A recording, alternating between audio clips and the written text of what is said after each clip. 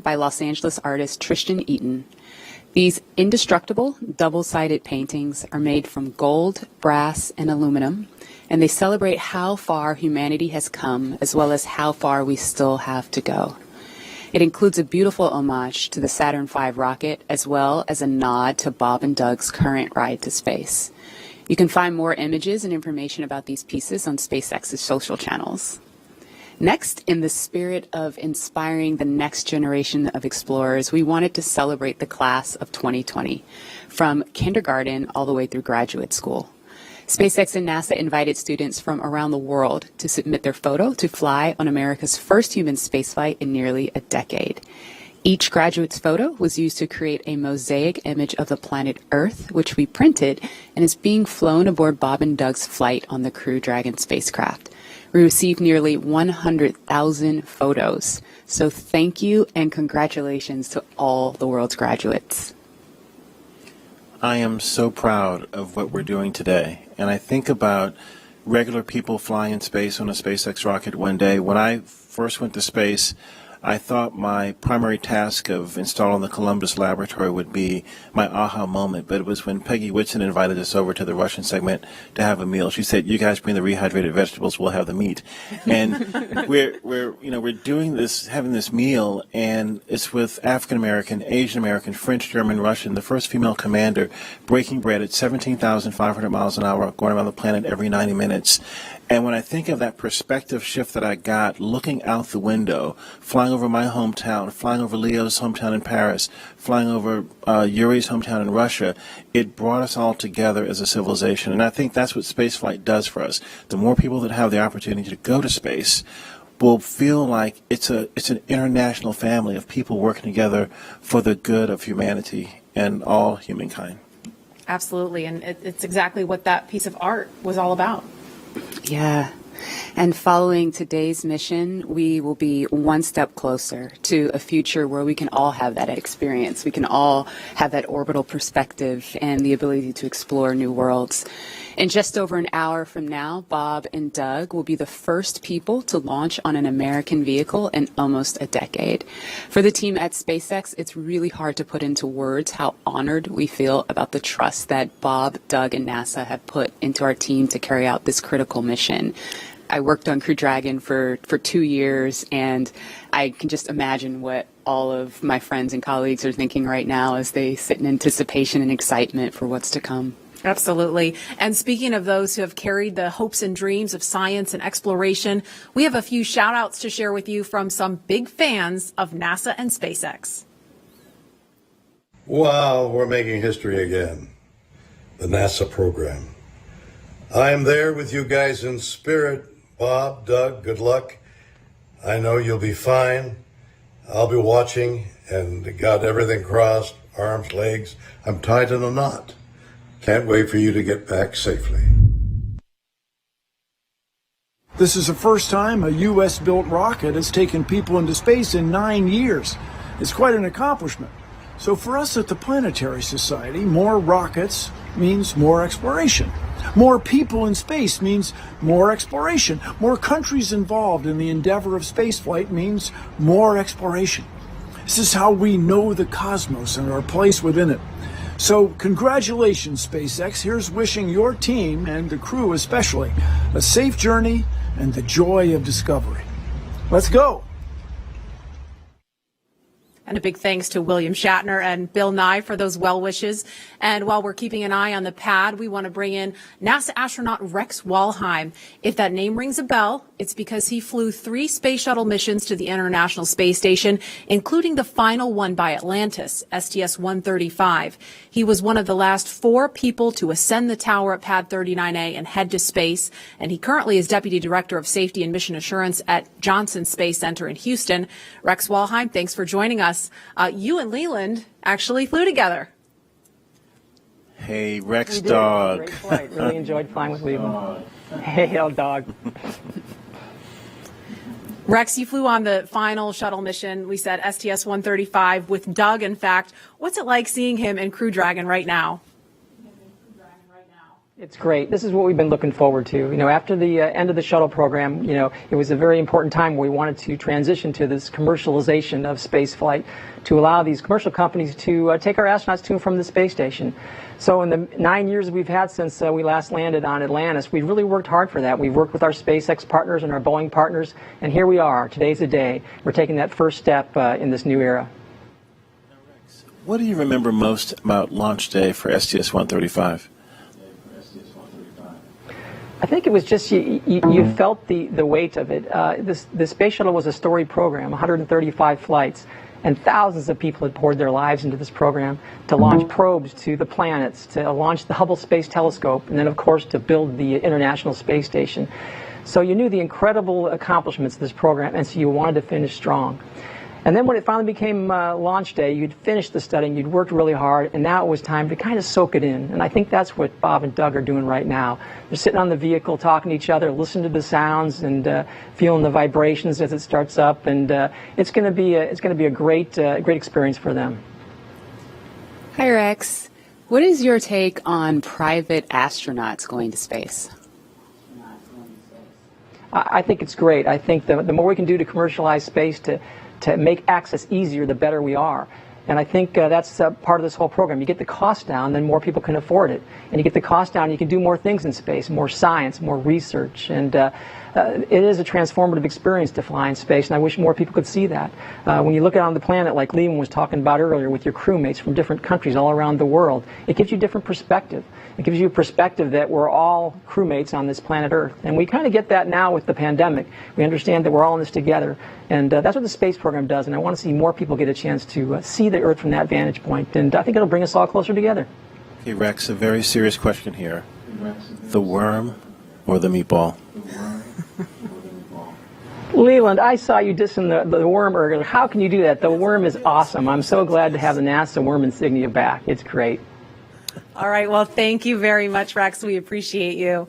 And as we watch Bob and Doug there in the capsule, we are an hour, 10 minutes, 57 seconds and counting from launch, and we're going to send it over to Hawthorne for an update. Jesse? Thanks, Marie. We're just an hour and 13 minutes away from launch, and things are really getting ready to pick up here. Since arriving at the spacecraft, Bob and Doug were helped by our closeout engineers to get into their seats, attach their suits to special umbilicals that provide breathing air, pressurized nitrox, and a communication link to Dragon systems. They conducted leak checks, which were successful, and communications checks with the Corps here in Hawthorne, which is the person who will speak to them directly throughout the entire mission, as well as the launch director in Florida. This is where they are checking their comm path through both ground stations and the tracking and data relay satellites that we'll use to talk to the crew the entire way to the station. That's right, and after those suit checks were complete, the closeout team was able to seal up the hatch, which also got its own leak check, and we confirmed that it was good to go. The closeout team at this point has already departed the area around the pad. They were about 25 minutes ahead of their schedule, and right now weather operators are kicking off their final check on wind speeds at the pad, which are going to be used, and they're really important for that final go, no-go for launch. Before we get to that final go, no-go, various teams at both NASA and SpaceX are going to do some internal go polls, just making sure conditions are good with Falcon 9, the Dragon, the crew, the range, and the space station before the final go is given. So let's check back in with Houston real quick for a status on the team there supporting the space station on their readiness. On track to ensure that Dragon's flight will meet right up with the orbiting complex as planned. Chris Cassidy aboard the International Space Station is finishing up some tasks, going into his pre-sleep period, and will be able to watch the launch of Bob and Doug. Mission Control Houston will largely be in monitor mode for the first 18 hours of the flight, with the team here really jumping into the mix tomorrow when Dragon gets in range of the International Space Station and we begin integrated operations. So I'll send it back. Everything's green on our board from the International Space Station. Go Falcon 9, go Dragon, and Godspeed to Bob and Doug. All right, thank you, Gary. If you are just now joining us, you picked a really good time because we are 1 hour, 8 minutes and counting away from launch. And this is our coverage for this mission known as Demonstration Mission 2 or Demo 2. Liftoff time still holding for 4:33 p.m. Eastern. Tracking no issues with Falcon 9 or Dragon, and we're still waiting for that weather to hopefully cooperate. We're still tracking a few things like precipitation and flight through clouds. We're hoping that clears within the next 20 minutes or so. Over the last 3 hours, our crew members, Doug Hurley and Bob Behnken, donned their SpaceX suits in the historic crew quarters suit-up room and made their way out to Launch Pad 39A. They walked out of the crew quarters building just as every astronaut to fly from this spaceport has done since Apollo 7. They were transported to the pad where the crew now on board the Crew Dragon spacecraft, and we're continuing to get views of them inside that cabin live. Today is a historic launch. It will be the first time a commercially built spacecraft will launch people into orbit, and the first time since the U.S. has sent people to the space station from American soil since 2011 with the retirement of the Space Shuttle program.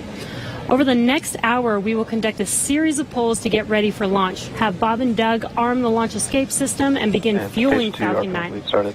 Launch is set for 4:33 p.m. Eastern. This will include a 12-minute flight to orbit and then a 19-hour flight to dock with the International Space Station at 11:30 a.m. Eastern Time tomorrow. Today's mission is the culmination of years of work between the teams at SpaceX and at NASA. Demo 2 is going to be an end-to-end flight test. We're going to start with launch today, go all the way to docking with the space station, and then when Bob and Doug come home, splashing down in the Atlantic. And this is going to be the final test for NASA to certify SpaceX for regular crew flights to the space station.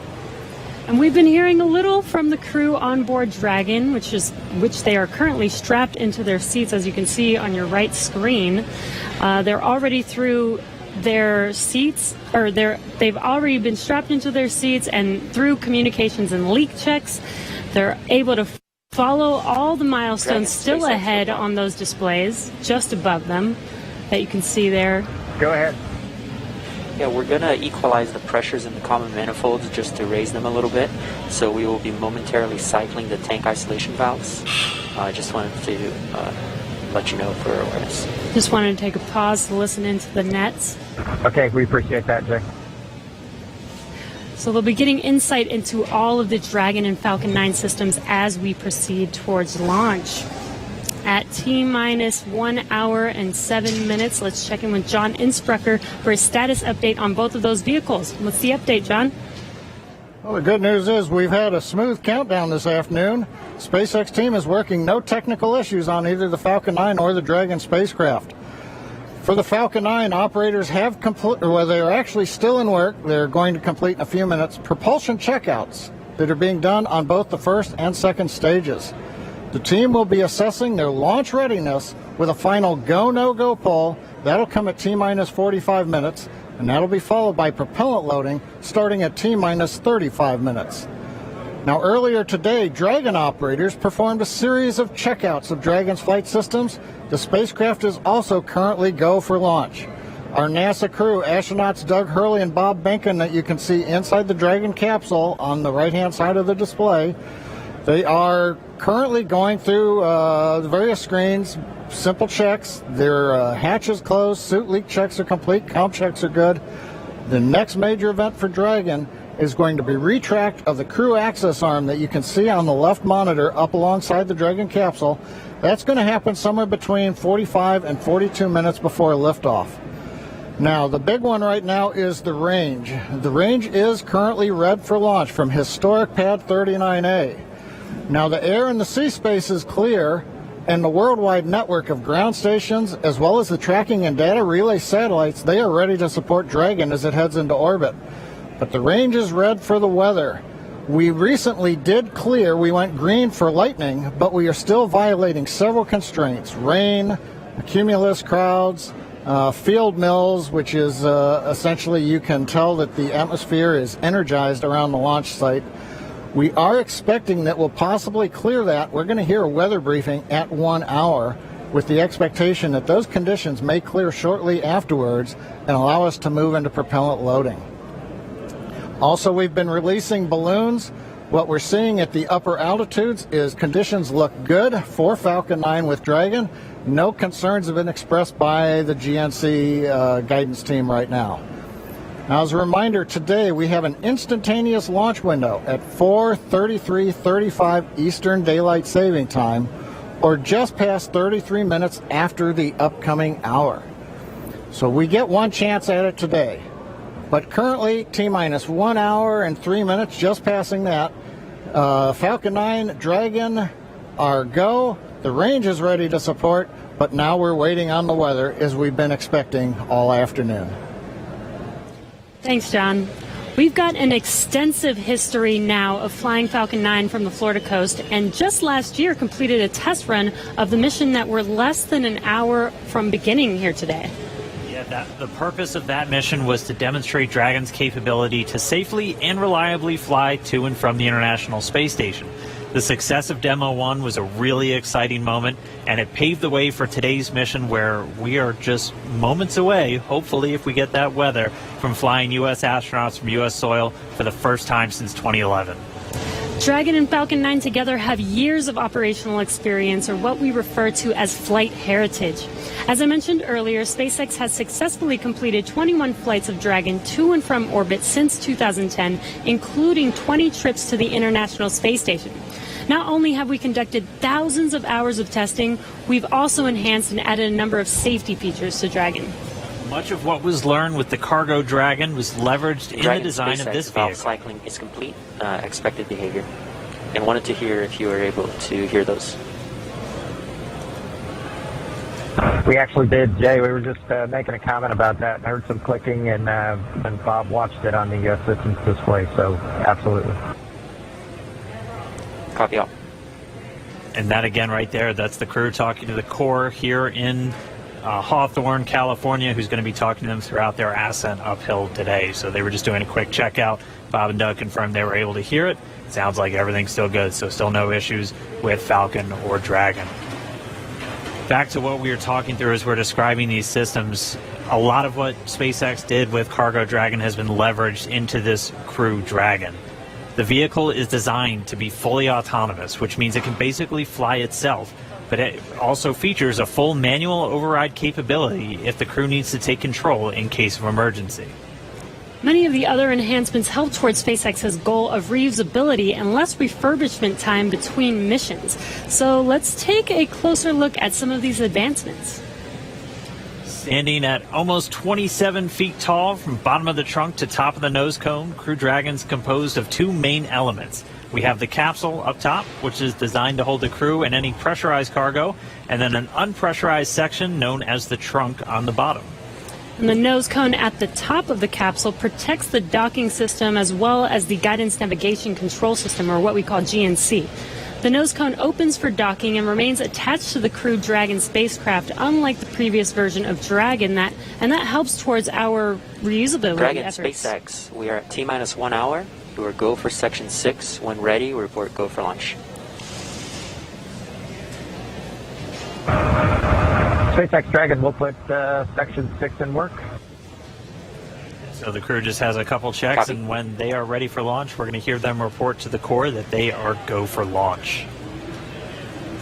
Continuing to walk you through the Dragon spacecraft, opposite of that nose cone is the trunk. We can see it on the left-hand screen there, where it's kind of split right down the middle with the left side black and the right side white. The trunk provides an attachment point to Falcon 9, the Dragon capsule, and can carry any cargo uphill. On the outside, one half of the trunk contains a radiator that rejects heat from the active thermal control system into space using SpaceX's new Pica tiling technology. The other half contains solar cells that are used to charge the spacecraft's batteries during flight. SpaceX Dragon, Bob and I are go for launch. And you heard that call out right Copy, there. go for launch. Next up will be the go no go pull at T-minus 45. Bob and Doug are go for launch, and next up, We're holding in step 6.5. you're hearing it live from the nets. This is amazing, very exciting. The spacecraft is designed to accommodate up to 7 crew members with modular seats that can be removed and replaced by additional cargo. The seats are made of carbon fiber and will be custom sized for any crew members flying on board. That control panel that's centered between the pilot and commander seats consists of 3 touchscreen displays, and that just again allows the crew to operate the vehicle and fly it manually, but also look at all of their procedures, relative position over the Earth, the space station, any alarms, alerts, anything that they could possibly want to do on Dragon is through those touchscreens. And lastly, our Super Draco launch escape system is a key safety feature of Crew Dragon, giving the crew the ability to safely escape from the time of launch all the way to orbit. And that launch escape system was put into work a little bit earlier this year, again on that in-flight abort test. As we look to the future beyond this test flight, the first operational SpaceX crewed mission for NASA will be a little bit later this year after Bob and Doug come home. NASA astronauts Mike Hopkins, Victor Glover, and Shannon Walker, and Soichi Noguchi of the Japan Aerospace Exploration Agency, or JAXA, were chosen to support this mission, being called Crew 1. But today, Doug Hurley is the spacecraft commander for this mission. He previously flew on 2 space shuttle missions as the pilot on STS-127 and STS-135, which was the final space shuttle flight. Here's a closer look at Doug Hurley. Please review your launch commit criteria. Again, this is to review and confirm a violation of launch commit criteria. We are tracking one issue with weather still. And I think we'll need to track that all the way down to launch to clear that. This will also go for arming and launch escape system and go for propellant load. And this is he on Countdown Net reporting that the technical poll is completed. All systems are proceeding. We're monitoring the weather as LD briefed. We're also looking at a watch item on a hydraulics QD rod ring. Ring pressure will come up at -8 minutes 30 seconds, and we'll be able to verify decay rate. No concerns at this time. Everything's reading nominal, but watching that item. No other constraints on Falcon 9 or ground systems.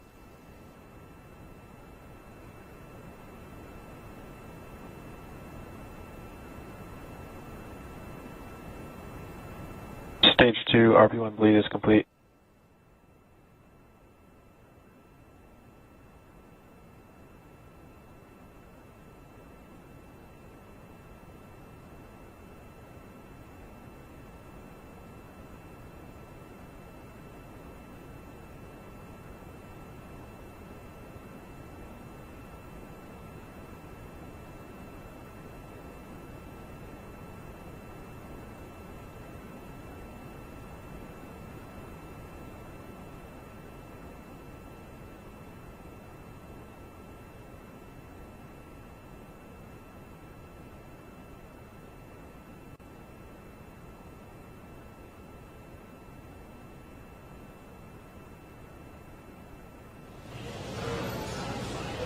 All right, we just crossed the 55-minute mark away from launch. Sitting right next to Doug Hurley, who's closest to your screen, is NASA astronaut Bob Behnken. He is the Joint Operations Commander for Demo 2, and Behnken previously flew on 2 space shuttle missions, STS-123 and STS-130, and also served a tour as Chief of the Astronaut Office. So here's a little bit more about the man who said testing out a brand new spacecraft is an astronaut's dream.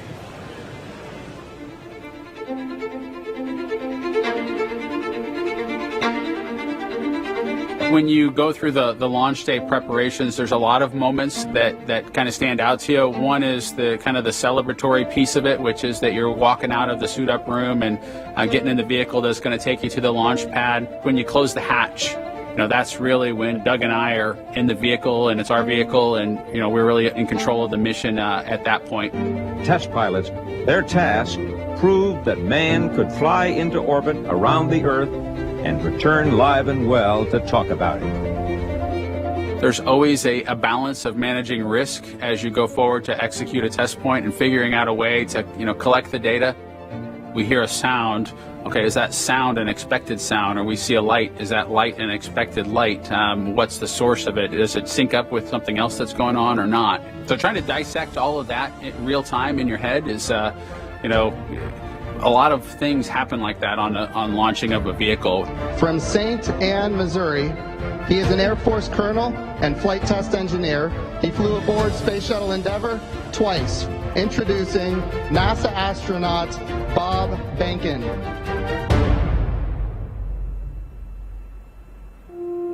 My career at NASA has kind of spanned a couple of decades at this point. I arrived with the class of 2000, went through the training program, primarily focused on the Space Shuttle and the International Space Station, learning those systems. Having launched a couple times on vehicles, the second time was definitely different than the first time. You can feel a little bit guilty of, hey, should I study one more thing? Or is there one more piece of information I should get? Am I really prepared or not? So that's definitely different between where I was on my first flight and where I'm at right now. It's been really interesting, I think, for both my wife and I to have gone through the process of seeing each other launch in space. I've seen her take that risk and had it be in front of her, and I've done that to her. And there's just something different about watching a rocket launch when there are people on board. You feel a little bit differently about the pit of your stomach, and I can only tell you it's multiplied significantly when it's somebody that you know, and then somebody, of course, that's a family member. It's even multiplied more. For me personally, as a spouse, watching everything that Bob has put into this over the last 5 years, the dedication that he's shown, the perseverance is pretty special. For both of us, though, the way our minds work, it won't be until sort of the mission is complete that you have really a chance to savor it and celebrate it. This is a huge accomplishment for an Air Force flight test engineer to be part of the demonstration mission of a brand new vehicle. It's going to be amazing. Without a partner that has that same appreciation, I think it can be challenging for some folks. There's a lot of work and a lot of time that takes away from family that that my spouse appreciates, and I love her for that.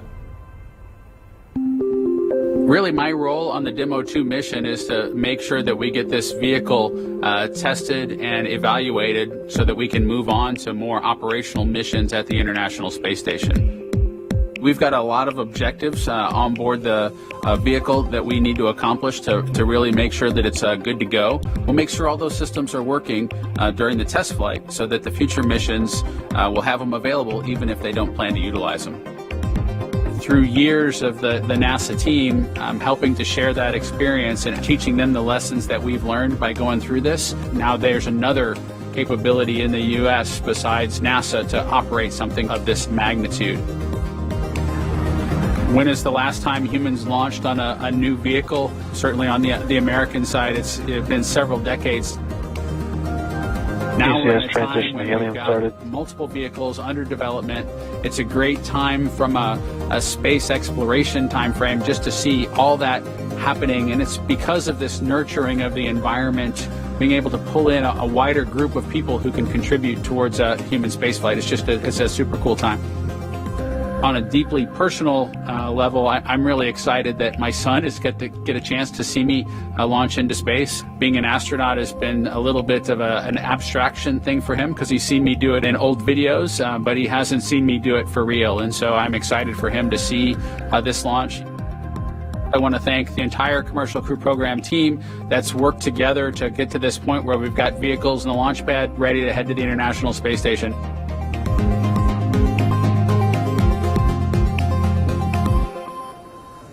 We're just over 49 and a half minutes away from launch of the Falcon 9 carrying Dragon to the space station. Right now, the launch director and the launch team are preparing for a readiness for launch poll. In this poll, the 13 members of the launch team will electronically indicate a go for launch. This is also the go for propellant load. Now, we're going to hear that in a couple of minutes, so while we wait, we are tracking you watching from all over the country. We're seeing large numbers of you logging on or tuning in from coast to coast, as well as around the world. We want to know, is this your first time watching a launch live? If not, how many have you seen before? Tell us using the hashtag LaunchAmerica from your favorite social media website. As for me, this isn't my first one. I've seen a lot, but everyone is exciting. Now, coming up, we're going to go into a readiness poll, as I mentioned, currently right now on other nets, the SpaceX launch director is checking to verify the Dragon team is ready and that the NASA launch management team is ready. They'll come back at about T-minus 47 minutes with instructions to the SpaceX Falcon 9 team to make their final assessments. Then they log into the procedure. It's a little different than the old days where you would hear a go, go, go, you know, position by position, all up and down the row. In this electronic age, everybody just clicks on whether they're go or no go. The launch director will then at T-minus 45 minutes summarize the end of the poll and will then provide instructions for the team. At the same time, we will begin getting ready for the crew access arm retraction, and we'll show you that on one of the screens that we've got up.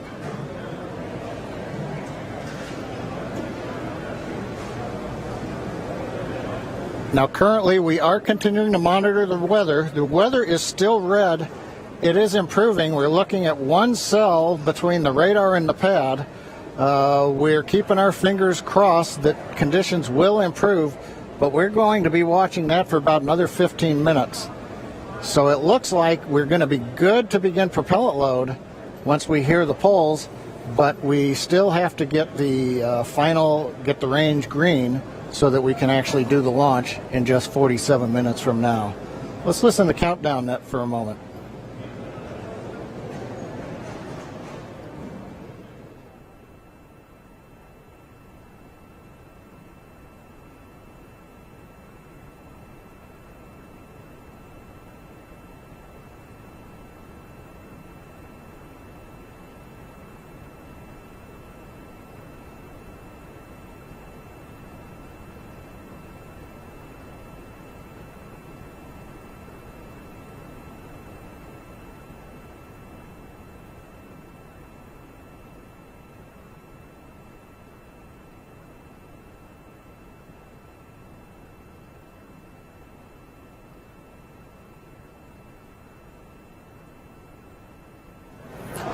Right now, coming up on 46 minutes, 10 seconds before launch.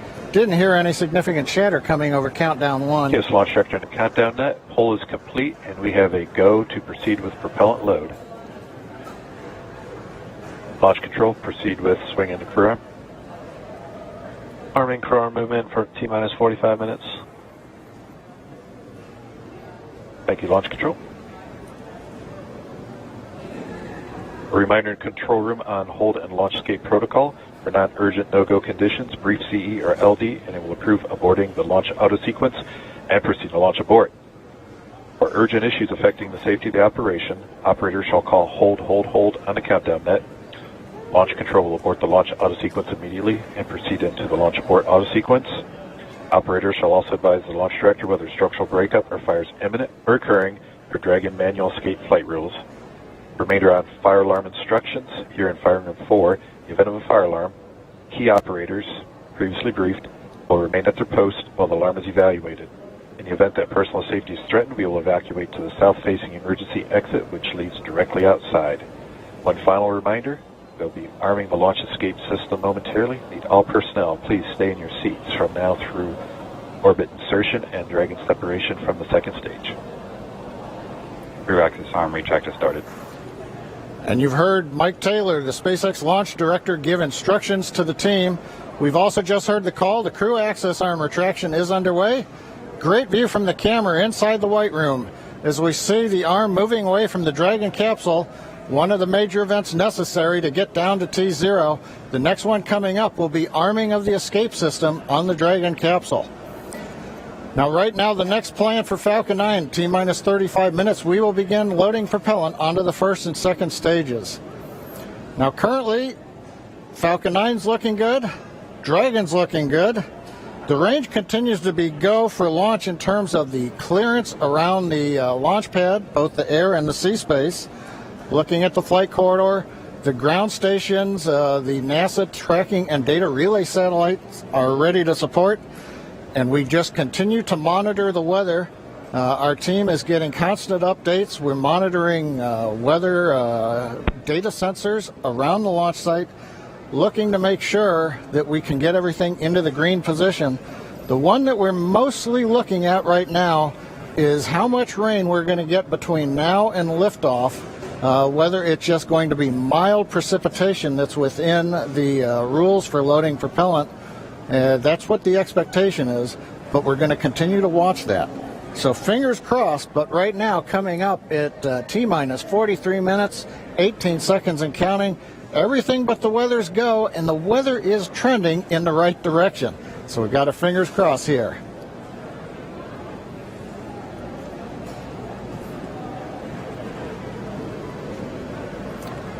At this time, we're going to send it back over to Kennedy Space Center as the action is picking up on the launch pad. Thanks, John I. Now that countdown clock is continuing to tick, and we are 42 minutes and 46 seconds away from launch. Now, as you just saw, the crew arm retracted. That is the last major visual milestone before liftoff. And we should be hearing out on the net soon confirmation that the launch escape system is armed. When that happens, all 8 of the Super Draco throttle valves are opened, which means that those engines can ignite. For section 7. Okay. So that means those 8 throttle valves are opened, and if those Super Dracos needed to fire in order for a Dragon to escape off of the pad, they could. And so things running just a little bit ahead of schedule right now. Field lead is complete.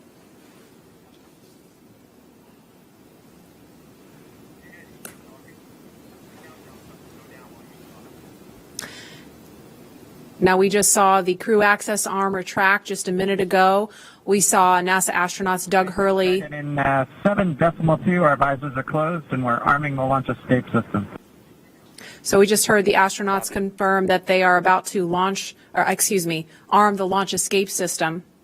That happens just before fueling begins, which we expect to happen in just a couple of minutes. We saw Bob and Doug suit up a little over 3 hours ago. Then we watched them drive out to Launch Complex 39A. They were assisted by the SpaceX ground team with Crew Dragon ingress. That happened a little before 2 o'clock this afternoon. And then we saw the spacecraft hatch close. And again, just a minute ago, we saw the crew access arm retract. We just heard that the crew armed the launch escape system. And in just a few minutes, we are going to hear the call that they have started propellant loading.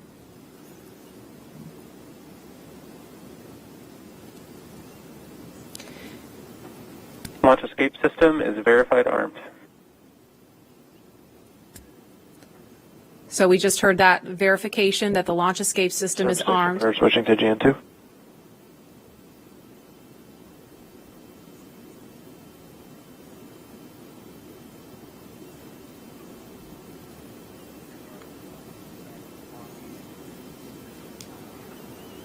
And we are going to send it over to Hawthorne to take us through prop loading. Jesse? From the parachutes to the launch escape system, SpaceX has designed Crew Dragon and Falcon 9 to be the safest launch vehicle ever flown.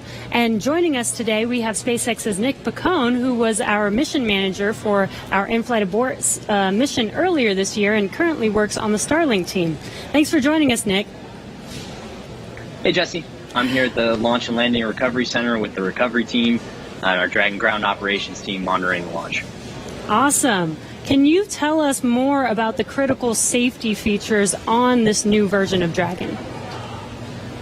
Sure. So Dragon 2 was designed with long-term reuse and reliability in mind. So fundamentally, there are multiple layers of redundancy to any of the failure modes that we could conceive of, that NASA could conceive of when we were working to design and test this vehicle over the past few years. But in the event that we encounter an unforeseen failure mode or multiple failures which push us outside of our design space, Dragon also has backup systems and operational controls intended to keep Bob and Doug safe.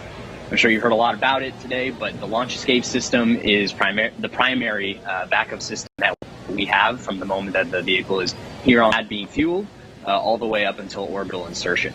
At a high level, the launch escape system, in the event of a major Falcon anomaly or emergency, will terminate Falcon thrust, separate Dragon from Falcon, and it'll use Dragon's 8 Super Draco engines to quickly pull the vehicle away from any kind of Falcon anomaly.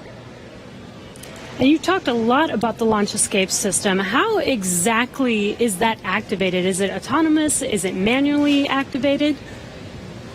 Definitely. So for this system to work as designed, you have to remember that the vehicle could be flying at hundreds or thousands of miles an hour through the lower atmosphere.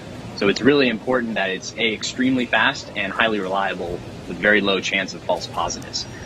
The launch escape system fundamentally is set to look at a set of pre-programmed criteria which are on board the vehicle. Dragon and Falcon are looking at high rate telemetry, looking for abnormal vehicle dynamics, loss of communication between critical systems, or manual commanding. Our launch director and chief engineer, who you've heard a lot from today, are capable of sending a manual command to Dragon to initiate a launch escape. And Bob and Doug are also always able to actuate the launch escape handle and initiate a launch escape themselves as well. Now that the system is armed, all of this is currently active on the vehicle. Wow, it sounds like there's a lot that goes into it. And we did have an in-flight abort test earlier this year to test this out. Can you tell us what we learned from that test? Definitely. It was possibly the most flight-like test of an orbital class booster in history. It was a fully flight-like test using a full Falcon 9 rocket, which we had to knowingly destroy in order to get this fully integrated system. For folks who didn't get a chance to see it, the vehicle followed a normal crew launch trajectory about a minute and a half into flight. We had Dragon autonomously trigger the launch escape system based on a reconfiguration of those triggers I was just talking about. And thankfully we had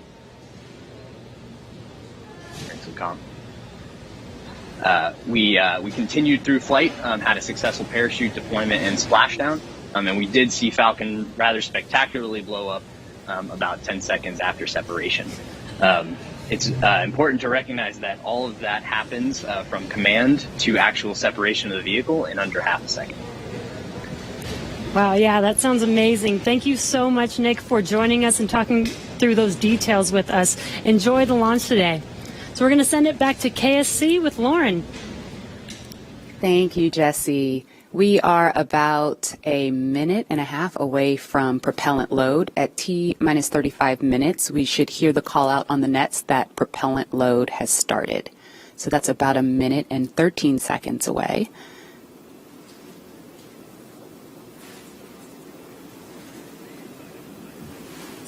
Hey, Marie and Lauren, I am getting goosebumps over here. This is an exciting moment. When I was sitting in the vehicle, when we retracted everything, when all the prop was getting loaded up, I was just going through my crew notebook. I was thinking about, what my first step would be if there was a malfunction, because usually everything goes nominally when you fly to space, but you have to think about the things that you have to take care of, the first steps you have to take care of. And on my mission, I was calling out the abort calls, like if we had lost an engine, where would we go next, when the different abort calls around the country and around the world. So I think that's what those guys are probably thinking about now, and just really getting ready for this mission to go off. Absolutely, and we're just now about 20 seconds from when we expect propellant loading to start. Again, that's fueling of the rocket. All right, we're getting close. We should hear that call out any second now on the nets. So let's listen in. Propellant load has started. Fantastic. So prop load has started. We've started loading liquid oxygen on stage 1 and stage 2. And liquid oxygen and RP1, which is our rocket grade kerosene. So now that we are 34 minutes and 42 seconds away from the first launch of astronauts into orbit from American soil since 2011, we know that the launch escape system is armed, which happened just before fueling. Dragon prop load happened weeks ago, actually just a few miles down the road at what we call Dragonland. And those propellants, which are MMH or monomethyl hydrogen, that's our fuel, and NTO, or nitrogen tetroxide, that's our oxidizer, those not only feed the Draco engines that propel Dragon on orbit, but they also supply those 8 Super Draco engines of the launch escape system. So I have one right here, a little model. It doesn't come off the stand. Don't break it, Lauren. All right, I know, it's very nice. So as you can see, the Dragon is actually broken up into 4 quads, and each quad has 2 of the Super Draco engines for a total of 8 of them. And as I mentioned, they are biprop engines. They have MMH and NTO as their oxidizer. Now, most abort systems from past space vehicles, I believe like Soyuz, Mercury, Apollo, they all had a pointy escape tower on top where there was essentially like a mini rocket engine or a series of rocket engines on top. And if they weren't used, that escape tower would have to jettison itself from the vehicle. If it was used, it would be used to lift the vehicle off of the rocket. Well, Dragon is a little bit different in that its escape system is actually integrated into the vehicle, and that's great for a couple of reasons. One less thing you have to jettison on a nominal flight, and so they're pretty dormant, just those throttle valves open unless they're used, and hopefully they never have to be. And yeah, I mean, the other thing that offers you is the ability to escape from the pad all the way to orbit. Because if you jettisoned your escape system prior to that, you couldn't. So yeah. That's a little Dragon there. Again, right. New era, much safer design. Yeah, absolutely. Thanks for walking us through that, Lauren. Again, the launch escape system is armed. That protects Bob and Doug so that if something were to go wrong, they can shoot off of the pad away from the rocket and parachute to safety in the ocean. That is such a crucial safety capability. And so now we want to go over to Hawthorne for an operational update with John. Thanks, Marie. We are counting down those final minutes. Everything is still looking good on the Falcon 9 and the Dragon vehicles for an on-time launch, but weather is trending the wrong way right now. We're keeping our ears open in case we hear that the weather is going to be no-go for the rest of the count. Right now, we are counting down at T-minus 32 minutes. Stage 1 locks and Falcon 9 RP1 did fluorides begin are nominal. propellant load at T-minus 35 minutes, right on time. The propellants we use on Falcon 9 are a fuel, which is rocket-grade kerosene, also called RP1, refined petroleum. We use an oxidizer, and that's the super chilled liquid oxygen, or LOX as we call it. Those two propellants come together, but they don't like, so we need an ignition source to complete the fire triangle. For this, Falcon 9 uses a fluid called T-tub. You might see that just before first stage ignition or maybe later in the second stage ignition. You get a green colored flame as the T-tub comes out into the oxygen, and that ignites the main engines right before the rocket takes off or the second stage engine lights. Now currently in the fueling, RP1 fuel is about 10% full on the first stage. That's the bottom 2/3 of the stack of the vehicle you can see on the left. The first stage is that long white cylinder at the bottom, plus that black cylinder called the inner stage. That's the entire first stage that we're loading with LOX and RP1 kerosene. That's the part that comes back to Earth. The second stage just above it, the white cylinder, and then above that will be the Dragon trunk and the capsule. Now currently, the second stage is also loading fuel with RP1. That's about 8% full right now. We are loading liquid oxygen on the first stage.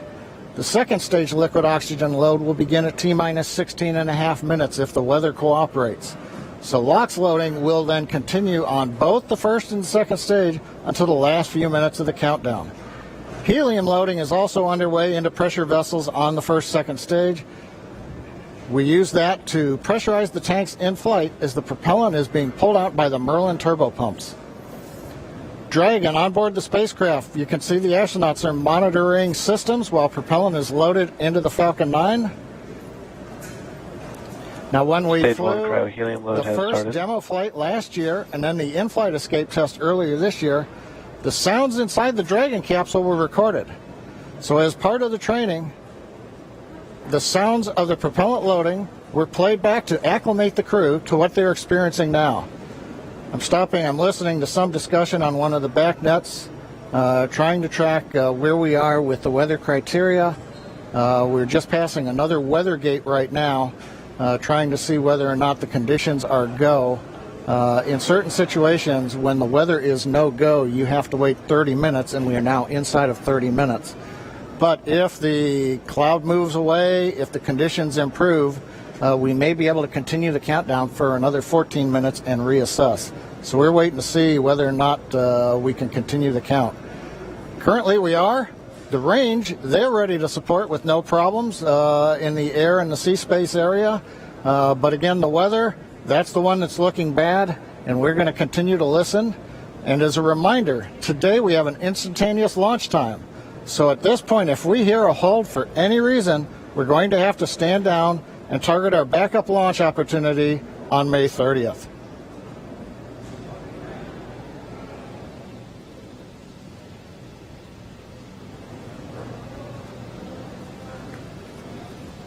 For Demo 2, Bob and Doug's flight to station will take about 19 hours, and their journey is fairly similar to the trip our Cargo Dragon makes back and forth to the International Space Station, with two noticeable differences: docking and splashdown. As we await T-0 in just a little over 28 minutes from now, ground operations teams just doing those final series of system checks, making sure both Dragon and Falcon 9 are ready for liftoff, and really keeping an eye on that weather. And you're just continuing to get live views of the teams. You've got Falcon 9 and Dragon on your left, and then Bob and Doug on the right as they prepare at the Cape for liftoff. Once we hit T0 and a successful launch occurs, we will watch Falcon 9 and Dragon make their ascent until Falcon 9 and first and second stages separate and send Dragon on its way to the space station. And once it gets on orbit, mission operators will prepare Dragon for on-orbit operations, where Dragon will execute a series of burns that are going to gradually raise its orbit to align more closely with the International Space Station. And you're seeing some of that track in the animation on your screen right now. After doing enough of Dragon those burns, they'll put Dragon... Oh, sounds like we're going to get a weather update real quick for the crew. Go ahead, Spacer. Yeah, we're currently just evaluating a constraint on the field mill rule, which looks at lightning energy dissipation. We expect to have an update at about T-20 and more information there on whether we would be able to continue into the prop load or scrub at that time.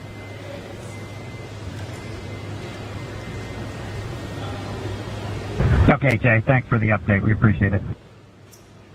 Copy. So I'll give you some more words in about 6 minutes. Okay, so it sounds like we're going to find out in about 6 minutes if we're going to have enough time. And John, I was referring to a couple of those weather situations where we have to have a certain amount of time. In this case, with the field mills, about 15 minutes. So they have until about 16 minutes and 30 seconds to really make sure that we're going to have enough time for that to dissipate. So we're going to be listening for that weather update in just a couple of minutes, but it is going to be a pretty interesting trip uphill for them once they actually get on orbit. And a very exciting countdown with 6 minutes to figure out if we are launching today. But targeting back to what we were talking about, next Dragon will make its approach and actually dock with the space station. This is a very different process from what we've seen with Dragon cargo deliveries in the past, which used a process called berthing. Now, berthing requires a spacecraft to approach the station and then stop so a crew member can maneuver the station's robotic arm to capture the spacecraft. Docking on this version of Dragon can be done autonomously. Stage 2 cryo-helium load started. Autonomously with no crew aboard the station.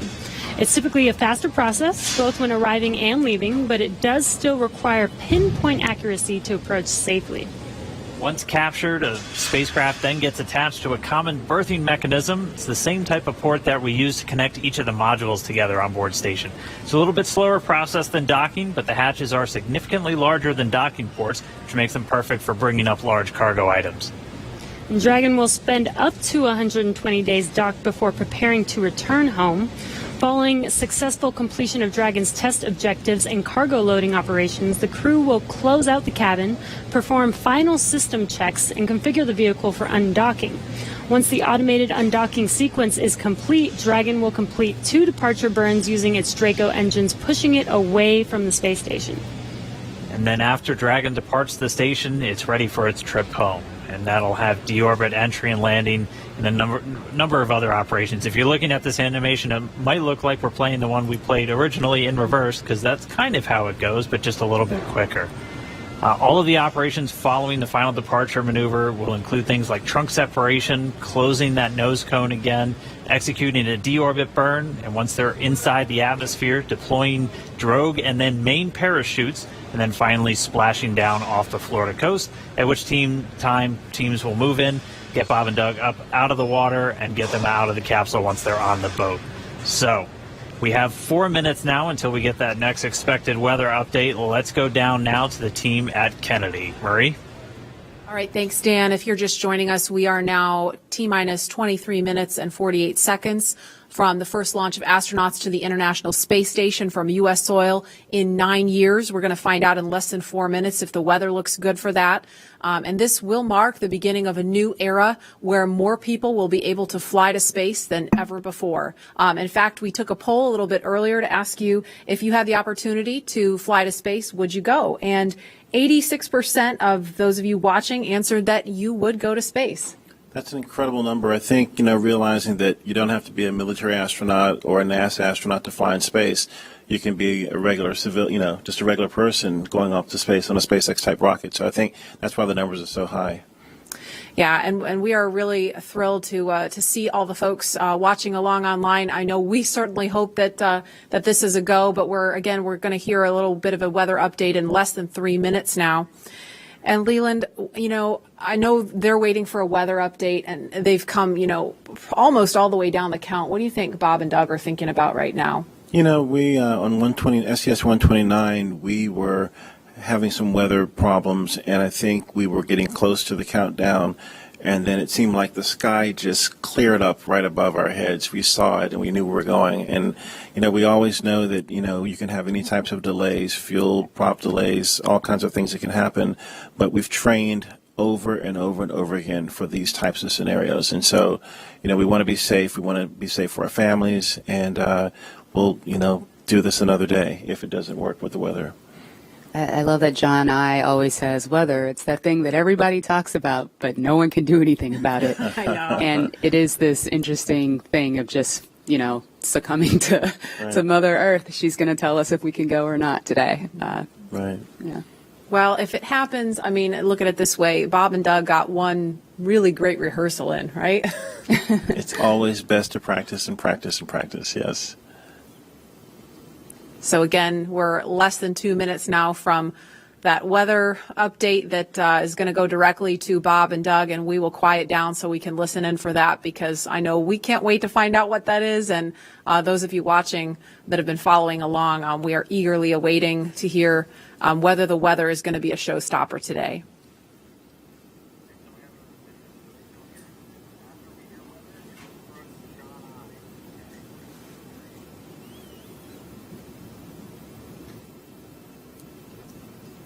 These clouds can seem really deceiving at times, right? You see the blue skies peeking through and you think everything's fine, but you just don't know. That's why we have those launch weather officers. Absolutely. And I know, we've talked about it before, but it's not just the weather in Florida that they're looking at. They've got to look at weather downrange. If they were to have an abort in flight and they needed to come down somewhere in the ocean, they need to consider what the weather's like out there, because recovery teams have to go out and get them in a situation like that. So there's so many variables, and that's why not just with this flight, but with every human space flight we've had in the past, there's always a very good chance of a scrub, because you do have so much criteria that you have to meet. And we're going to listen in now. We're just seconds away from a weather update. Stage 2, RP1 load complete.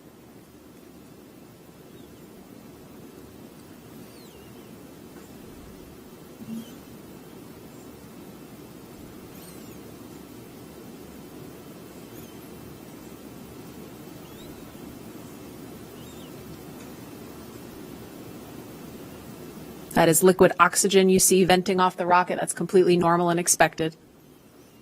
We're standing by for a weather update. Unless you can give us another 10 minutes, I don't think we're going to get there with any of the rules today. I'm going to give you 10 minutes. I mean, another 10 minutes past T0. Oh, 16:45 local. I think we'll probably be clear on all the rules, but not quite going to make it for this. Okay. We're going to check back in with you in about 2 minutes, and then I'll call it up at about T-minus 17 minutes. Okay. Yeah, there's some of them are starting to count down, but we still have one above 2,000. So if that gets below,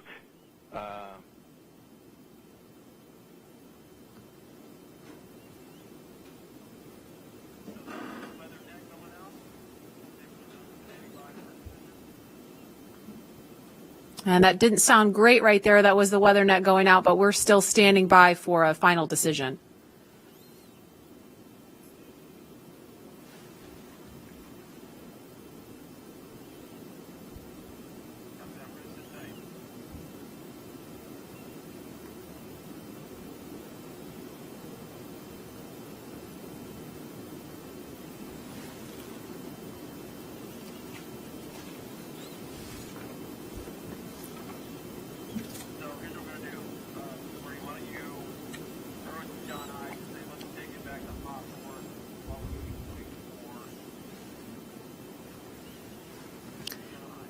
And we're going to continue to listen in for an update. But in the meantime, we're going to go over to John Innsbrucker at SpaceX headquarters in California. John?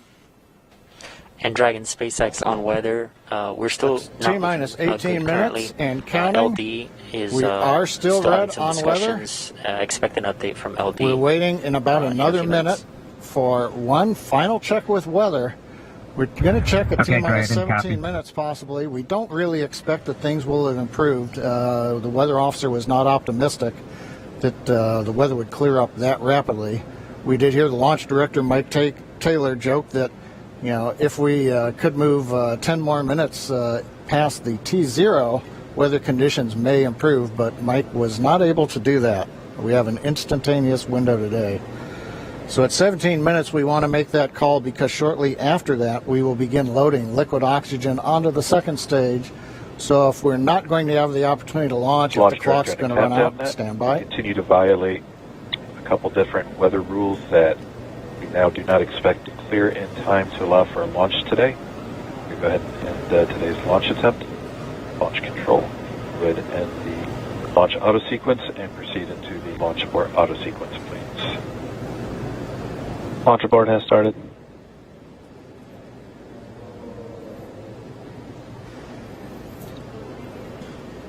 And Dragon SpaceX, unfortunately, we are not going to launch today. You are go for 5.100 launch scrub. 5.100. It was a good effort by the teams, and we understand, and we'll meet you there. Copy all. We've heard the call from the crew. They have been informed. Launch director Mike Taylor has called a scrub for the day, and we got the feedback when the Dragon team informed Bob and Doug. They said we gave it a good try, but they understand, and we are here to try another day. So right now we did officially hold the clock. It looks like a T-minus 16 minutes, 54 seconds. The launch automatic sequence that controls the Falcon 9, the loading of propellants, the cycling of valves, that is also stopped. We now proceed into what is a normal scrub sequence for us. We practice this every launch. So now we move into safely taking the propellants, the pressurization gases back off the first and second stages. As things get into a safe configuration, then we will disarm the escape system on Dragon, and we'll bring the crew access arm back around the spacecraft. So right now, we got down to just inside 17 minutes. The hardware was working very well on both Dragon and spacecraft. We had the fuel loading going on. We had liquid oxygen loading going on, everything but second stage. And the weather just needed a little bit more time to clear the conditions. We didn't have that time because we had an instantaneous window. And so with that, SpaceX launch director had to call upon the input from weather, Dragon, had to all call about 30 a minutes. scrub Thank for you, the bye. day per the safety rules that we have for this flight. So right now the team is undergoing the post-scrub operations on both Dragon as well as Falcon 9, working with the range. No issues being reported right now as we start to go through that sequence. Everything looks good. And Dan, we had a good webcast going here until the very end. So, we'll look at it as now we've had another great dry rehearsal. Last Saturday we did a dry one, I should say, and today we've done a wet dress rehearsal. But sorry, we just couldn't get there, Dan. Yeah, thanks, John I. And obviously we can't control the weather. We came right down to the wire there, hoping we could just squeeze in between those cloud systems to get a launch today, but it wasn't to be. But It doesn't mean we're done. We're going to have another attempt coming up in just 3 days, so we're going to be doing this all over again essentially on Saturday, on the 30th, and that launch attempt is going to be coming at 3:22 p.m. Eastern Time, so a little bit earlier in the day. It's going to look largely the same to everything that we saw today, with the crew waking up, going through suit up, making their way to the pad. So we're going to feel a lot of deja vu, I think, on Saturday. Yep. But still exciting. Safety is always first, so if weather was not there for us today, hopefully Saturday it will be there for us and we will have a safe launch on Saturday. Yeah, the initial weather report still had us at about, I think, a 40% possibility of violation. So weather a little bit better, but we're still going to be kind of rolling the dice. It is Florida in the spring and summer, so storms are always a possibility. Mm-hmm. One of the good things, though, the vehicle appeared to be in great health throughout the day, both Dragon and Falcon 9, so we didn't have to scrub for any technical issue. We're going to continue and follow along with Bob and Doug until they're out of that capsule, as again, they had started loading fuel onto the Falcon 9 rocket, so they'll have to wait until all that fuel comes off. They'll disarm the launch escape system, which still stays armed because they're still sitting on a partially loaded rocket, and then once they're able to disarm that launch escape system, the crew arm will swing back out. They'll make their way once again back the way they came, and then it'll be back to crew quarters for Bob and Doug for a few more days.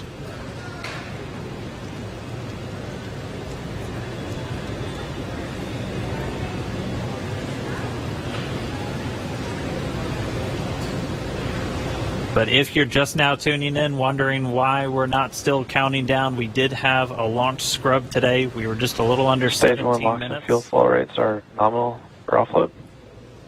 Expecting about a 40-minute offload time.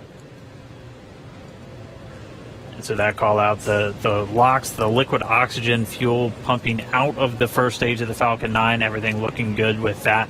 Expecting about 40 minutes for all that fuel to come off. So again, once that fuel comes off, Bob and Doug will be able to disarm the launch escape system, and that crew access arm will swing back out, and they'll be able to make their way back down and then over to crew quarters. So unfortunate scrub today because of weather. That was the one thing we were tracking from the moment we started today, watching Bob and Doug get suited up for their launch.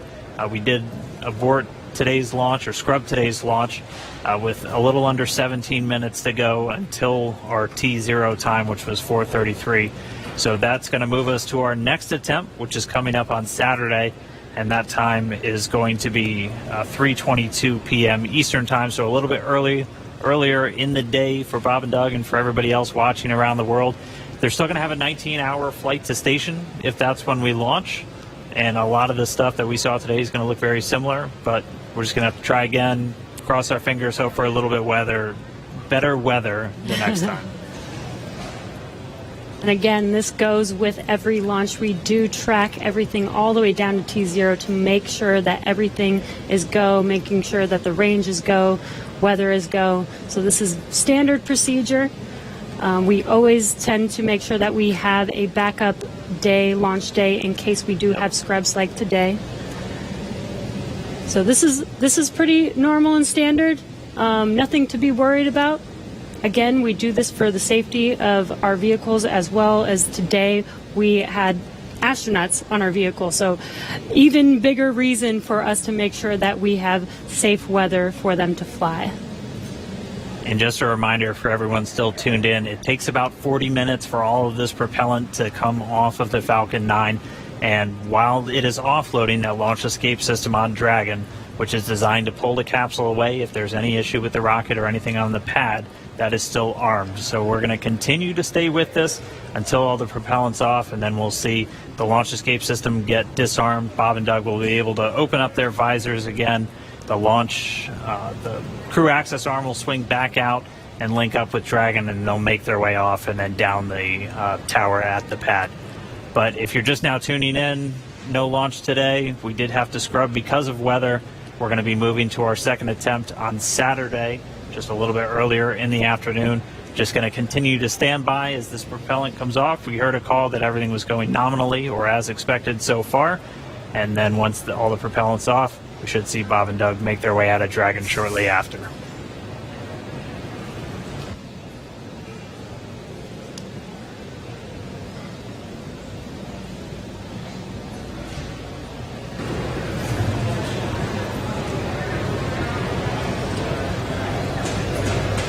And what you're seeing on your screen is a live view of Bob and Doug on the right side inside of Dragon as they're waiting for propellant to be removed from the vehicle so that it is safe for them to disarm the launch escape system.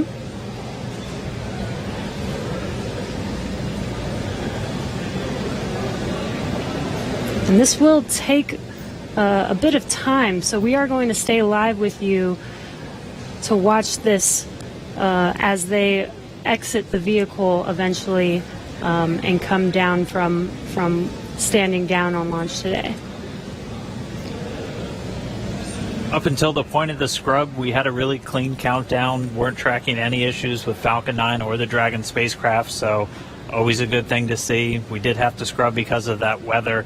To be a little bit more specific, we were still in violation of one of the weather criterias. It was the strength of electric fields in the atmosphere that the 45th Space Wing and other weather operators are monitoring around the launch pad.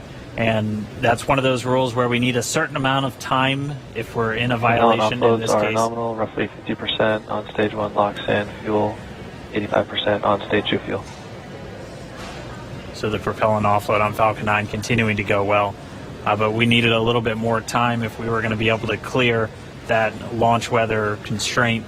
And since we do have an instantaneous launch window today, we weren't able to make it. So we hope for better weather coming up on Saturday, where again our next launch attempt is going to be at 3:22 p.m. Eastern time, and we'll be able to go through everything. I mean, we saw them get suited up. They had a great ride out to the pad. All of their initial checks on both the suits with pressure checks and communication checks went well. Able to get the Dragon hatch closed, the launch escape system arm, and Falcon 9 started its fueling. Just not able to make a good weather window today. And as John I said earlier, it was just another great rehearsal today. I don't think you can get enough practice doing this. So when Saturday comes, or when the day that we can actually launch the vehicle, Bob and Doug and the NASA and SpaceX team are fully prepared with just an extra rehearsal on the belt now. As we had talked a couple of times throughout our countdown, the weather is a lot more complex when we're launching humans. You have some more stringent requirements in place, not only around the pad, but in the case of this launch today, we were also looking at whether the entire ascent corridor, as we call it, so basically the entire way that they were flying up the east coast of the United States in this launch today, we're monitoring that weather because those are areas that if they have an ascent abort, or basically Dragon firing off of the Falcon 9 while they're flying into space, we have to make sure that conditions are good in the sea states around those areas, just so they're not going to be landing in the middle of a hurricane, which we did have a tropical storm forming right off the coast of South Carolina today, just to help complicate things a little bit. And people might be asking, if we knew the weather was going to be a little iffy today, why continue to count down?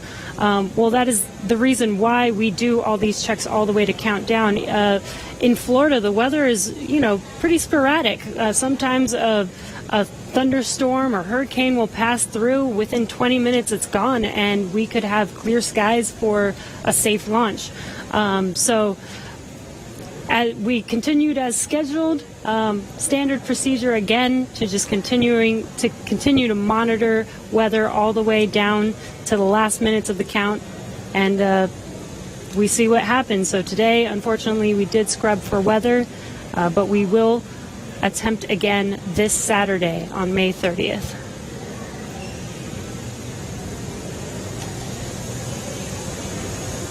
And Dan, Jesse, a couple of things to add on there.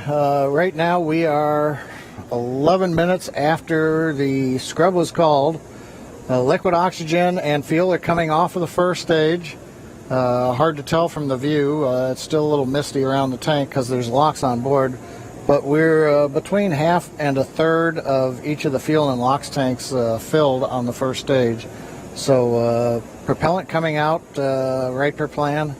The second stage fuel tank is offloading. That's going slower, but it's also a smaller tank. It doesn't take very long to either load it or to offload it. The other thing that we're working on is the high-pressure helium spheres, as well as the nitrogen spheres for the landing leg system. The pressure will be brought down on those, eventually getting it down low enough to where people can re-enter the pad area.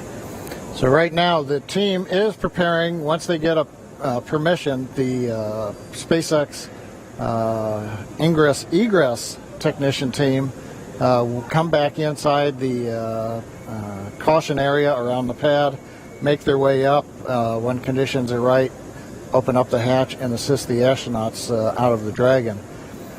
I'd like to point out that for those who are wondering whether or not, having gone through this, putting propellant, pressurization gases on, getting fairly close to launch, whether that has done anything to wear out the Falcon 9 or the Dragon, the answer is no.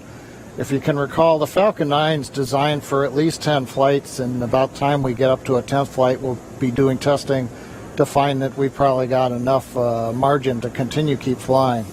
So this is the very first flight of a new first stage and a new second stage. So we haven't even gotten through the first flight, and in all of our margin calculations, we also take into account the fact that we may scrub a launch. So even today's operation, where we have pressurized and we have stressed the vehicle a little bit, that's taken into account in our design and our qualification testing. The other good thing is that the most stressing part of the flight for the Falcon 9 on the first stage is the re-entry. So we didn't even get through that. So we're sitting here on the pad. It's a fairly straightforward situation and not stressing on the Falcon 9. And on the Dragon spacecraft, with the human rating factors to carry crew, there is enough factors of safety, margins of safety, redundancy, that just having 2 people on board and closing the hatch and even pressurizing the propellant system does not eat into the margins of offloads continue nominally 30% on stage 1. So right now everything's continuing to offload. The automatic sequences that we use routinely, both at the launch sites, Kennedy Space Center, Cape Canaveral, even Vandenberg Air Force Base, as well as in our Texas test site for first and second stage. Those sequences are running. Propellant is coming off of the vehicle per plan. And we see Bob and Doug up in the Dragon spacecraft, just waiting when we can get up there, open the hatch, and help them egress and come on back down the tower. And the other thought I had, Dan and Jesse, is right now we are coming up on what would have been T0. And I'm wondering 10 minutes from now whether the weather officer would turn around and say, yes, it turned good. You just didn't have a long enough window. We only had 1 second and we needed 10 minutes. So we'll have to ask offline and say, hey, did the weather conditions improve? And one thing I'll tag on to that Dan was mentioning and Jesse was talking about, the launch opportunities. The launch window does move earlier on Saturday a little bit. So it just happened to be Orbital Dynamics said today, if you want to go to the International Space Station and you want to launch northeast, which is the approved trajectory, you have to go right at 4:35 p.m. Eastern Daylight Saving Time. You pick another day, the T0 moves. It's just luck of the draw. We might have been doing this at 8 in the morning when we were getting lightning, or we could have been doing it a few hours from now when conditions may have been acceptable. So in the end, we can all look at Isaac Newton and Johannes Kepler for orbital dynamics telling us when do we launch, and that stuck us right in the middle of a period of bad weather. So there's my science lesson for today, Dan and Jesse. Appreciate that, John. That helps soften the blow of just moving past that T-0 time. But for anybody, if you're just now tuning in, wondering why Falcon 9 is still sitting there on the pad as we move past that T0, we did have a scrub for weather today, just not able to clear all of those constraints. We keep a very close eye on the weather around the pad and their whole way Dragon uphill. SpaceX for weather.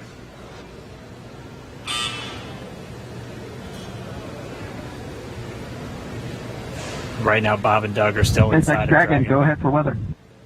Yeah, I just wanted to give you some more words on the scrub rationale. Yeah, so we basically scrubbed due to 3 rules that we were violating. All 3 would have been expected to clear 10 minutes after our T0 time. And those 3 were natural lightning, the fuel mills, and the attached anvil.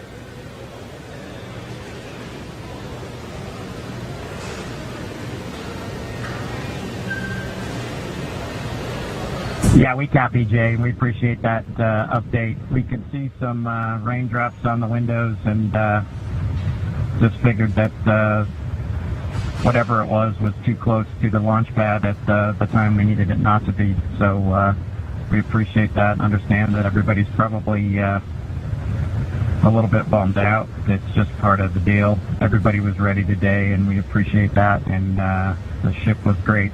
And we'll do it again, I think, on Saturday. Copy all. And yeah, we concur. And appreciate your resilience sitting there in the vehicle for us. We got the easy job. Nothing better than being prime crew on a new spaceship.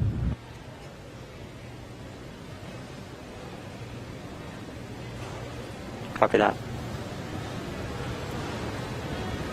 All right, some great words from Bob and Doug. They're feeling good inside Dragon. They'll be ready to go when we make our next attempt on Saturday. Right now, we're just still waiting for all of the fuel to come off the Falcon 9 rocket. After Stage 1 that, LOX and fuel roughly 20%, and Stage 2 fuel 36%. and so that call right there, we're still at a little over 20% on fuel, RP1, and LOX, liquid oxygen on the first stage, and then at about 26% on RP1 on that second stage. So again, it takes about 40 minutes once the process starts, so we should have right around 30 minutes or so until all that fuel's off. And then the crew will get the go to disarm the launch escape system. We'll see that crew access arm swing back into place, and they can begin to egress or get out of the Dragon spacecraft. And you heard it live, that weather update of what we violated. We were just 10 minutes off, unfortunately, but again, today was an instantaneous launch. And as John explained, it's due to the orbital mechanics and making sure that at the time we launch, it will allow us to get to the space station on time and accurately.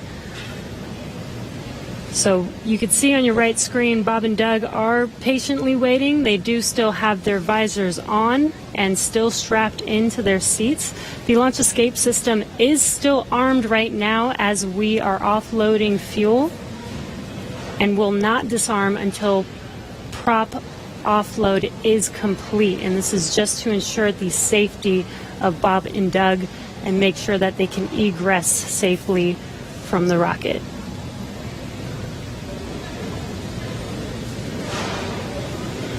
And just a reminder, today, just this first attempt, we're going to be right back here looking like on Saturday for attempt number 2. Launch America's not going anywhere. still on the track to get Bob and Doug into space and get this crew Dragon up to the International Space Station. So it's always good. If you're going to scrub, probably rather scrub for weather than an issue on either Falcon 9 or Dragon. And we weren't tracking any issues with the flight systems throughout our countdown today. Everything passed with leak checks on the hatches and the crew suits. All the communications working great. All the teams were ready to go. So as John and I said, always nice to have a little bit more practice, and we'll be right back at it on Saturday. What would this launch be if it wasn't even more exciting to try and launch today, and now we have to push it to Saturday? Really got to build the suspense. Yes. So. Hey, Dan and Jesse. Another thought crossed my mind while I'm watching the diagram here showing fuel is just about off. First and second stage were down under 10%. LOX is also just about off of first stage. 10%. Yep, we're getting the announcement. Stage 2 fuels roughly 20%. Stage 2 fuels at 20%. Stage 1 LOX is under 10%. So just continuing to come off of the vehicle as expected. On the monitor, Bob and Doug continue with visors down. Their launch escape system is armed, as we've mentioned. If there is anything that were happen to go wrong right now, they still have the viable pad abort means, something that we demonstrated way back in 2015 on one of these webcasts when we fired the Dragon capsule using the 8 Super Dracos off of the launch pad and it splashed down offshore in the Atlantic Ocean. So they're staying there with the system armed until all the hazards are essentially removed and we bring the crew access arm around them. We're standing by a minute. We're going to listen to Launch Director talking to the weather officer.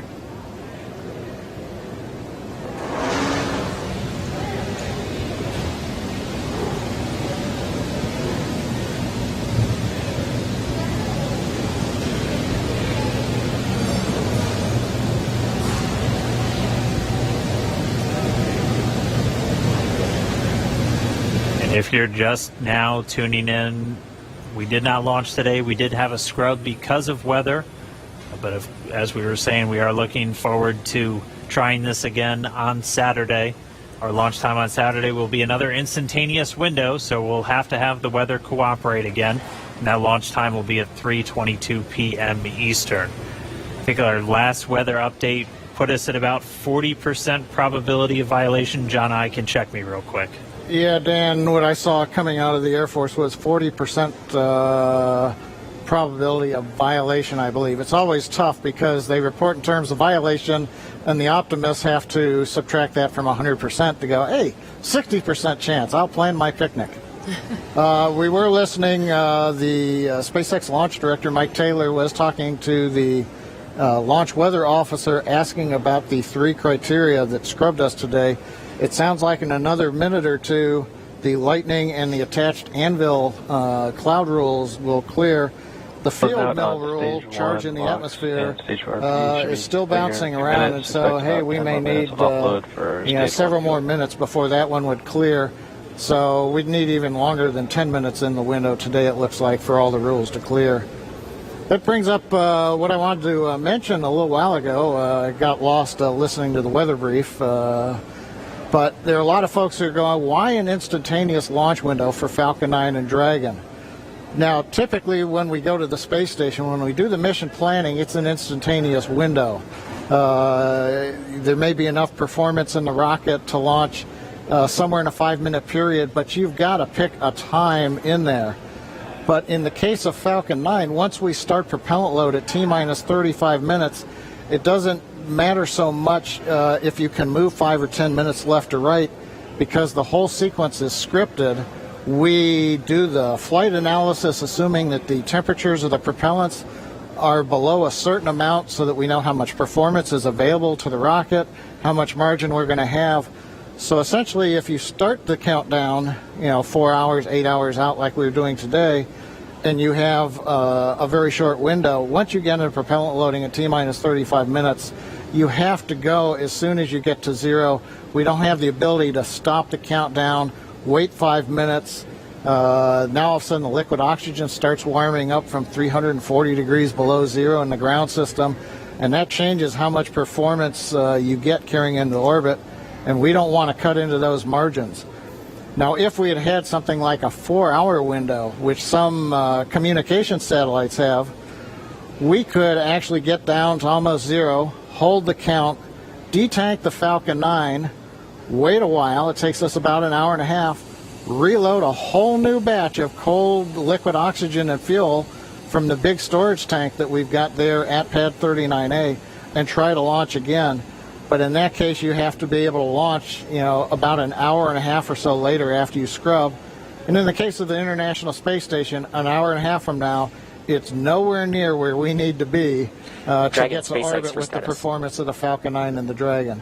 So today, it's a combination. We start the day with a 1-second window. Yeah, just inform you. But once we get inside of 35 minutes, it becomes an instantaneous window for the Falcon 9, regardless of what the customer may be able to give us. So there's a little explanation for folks who are wondering why we have such a tight window. Right now, it looks like we are bringing the last bits of fuel off of the stage, and liquid oxygen is just about off of the stage. So things are clocking right along per the 40-minute timeline. Everything looks good, and we'll wait to hear that we're clear, and then when we get the call for Bob and Doug to go ahead and disarm launch escape system, and the crew access arm will watch come back out, center itself around the Dragon hatch, and then the ingress team will go up there and open the hatch. Thank you for the science lesson, John I. Hey, no charge. Much appreciated. We did hear a quick call to the crew there. We should be just under 10 minutes away from that prop offload completing. It looks like we're just tracking Stage 2 the fuel offload is complete. And there we have the confirmation. Stage 2 offload's complete. And we should have now just the RP1, so that densified propellant, or the RP1 is kerosene. We should be under 10%, a little under 10 minutes until that's off. And then we'll step through those events we were discussing where they'll be able to disarm the launch escape system, get the arm back out there, and Bob and Doug can begin to exit the Dragon spacecraft.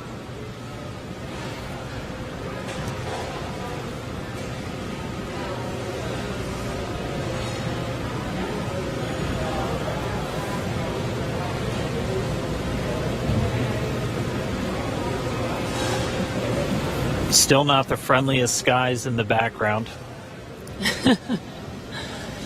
That is Florida, though. The weather is constantly changing over there, which is why we always have to keep an eye on it through every single launch that we have out there.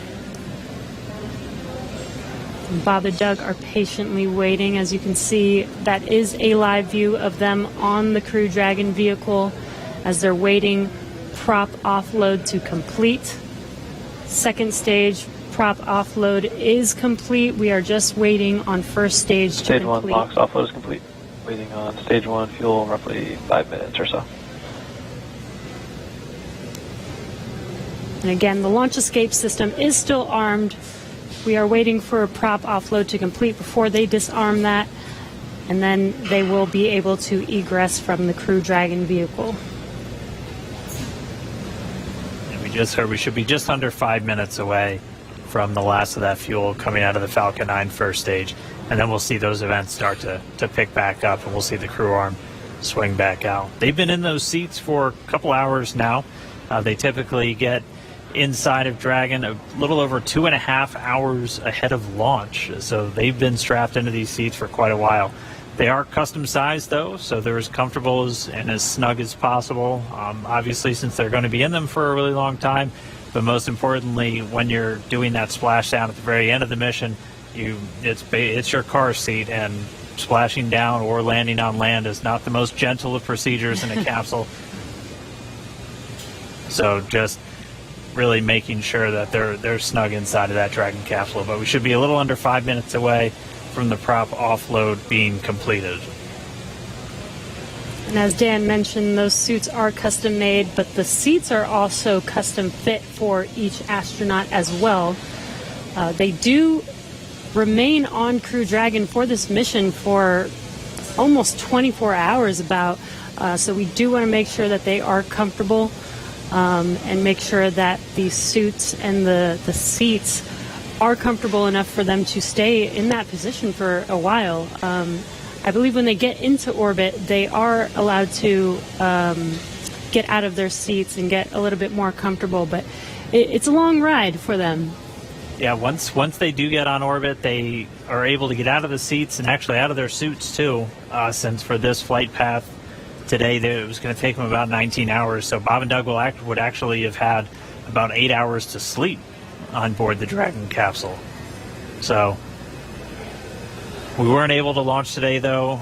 The rendezvous on Saturday should be very similar to what we would have had if we launched today, where it'll take them about 19 hours to get to the International Space Station.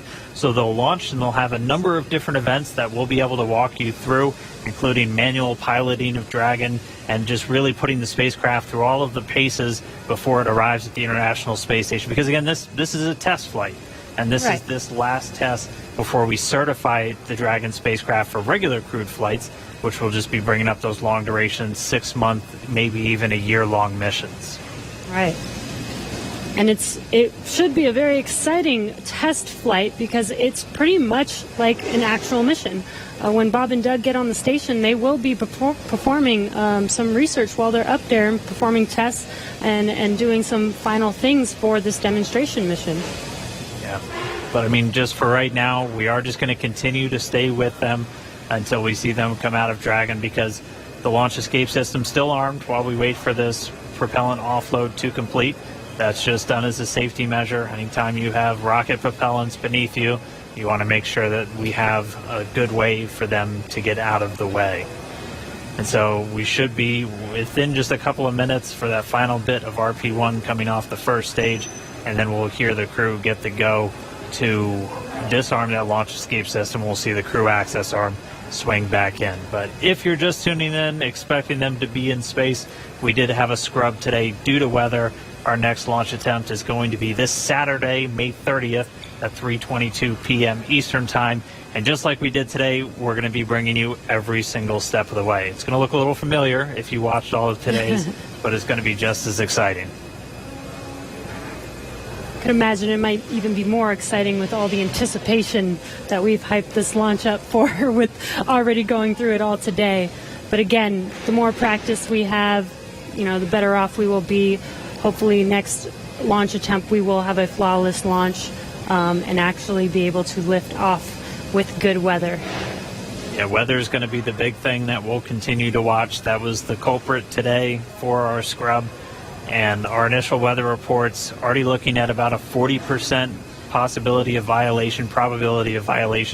So as John and I was saying, the optimists in us have to say that's 60% good. So we're going to look at the good side of this, and that's roughly what we were in the days leading up to this. We won't have a rogue tropical storm forming off of South Carolina on us on Saturday, but Florida weather will always be dynamic, so we'll just continue to track and hopefully get a good chance hit that window on Saturday. And just a reminder, everything else on the vehicle and for the mission was looking good today. It was just the weather, which, as John Aya said earlier, and Lauren even referred to him mentioning this, weather is the one thing that we actually cannot control on our missions. So unfortunately, it did cause us to scrub today, but the vehicles are healthy. Bob and Doug were ready. And they should be ready to go again with the next launch attempt on Saturday.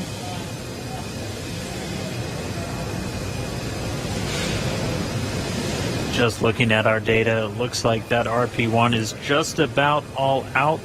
So we'll just kind of stand by for a few more moments. Hopefully we get that call soon, John I. Yeah, I was going to, while we're waiting to hear the call, that the last percentage of fuel is off.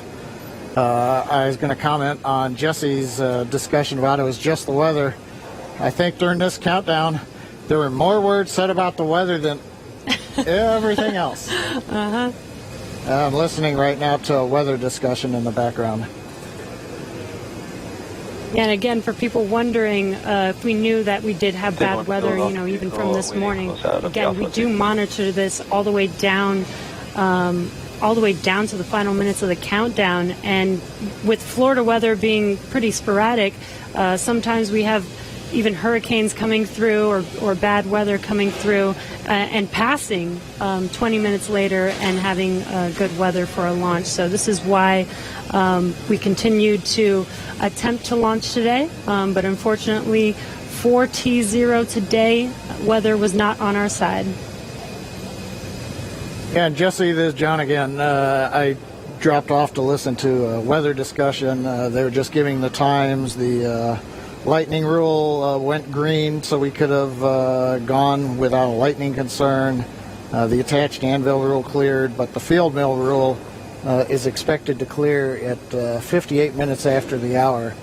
So that's another 4.5 minutes from now. So we were close, but we needed about 25 minutes later launch time. It does remind me, at risk of offending some people, but the old saying that says it's better to be on the ground wishing you were flying than flying wishing you were on the ground. Yes, definitely. Safety first, always, and making sure that when Bob and Doug do fly, they are flying safely and as planned. So again, this is standard procedure for us to make sure that they do have a safe flight to the International Space Station.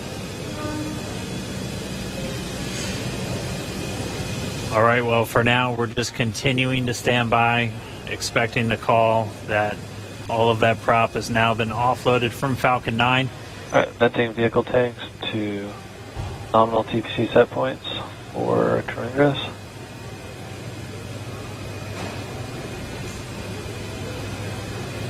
At this moment, the launch escape system is still armed. Once the prop offload is complete, that'll be the next step in our procedures to have Bob and Doug begin to make their way out of Dragon.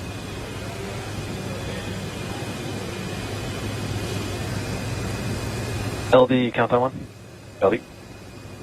We have the prompt here for nominal crew egress. Okay, so we're ready for launch escape system disarm.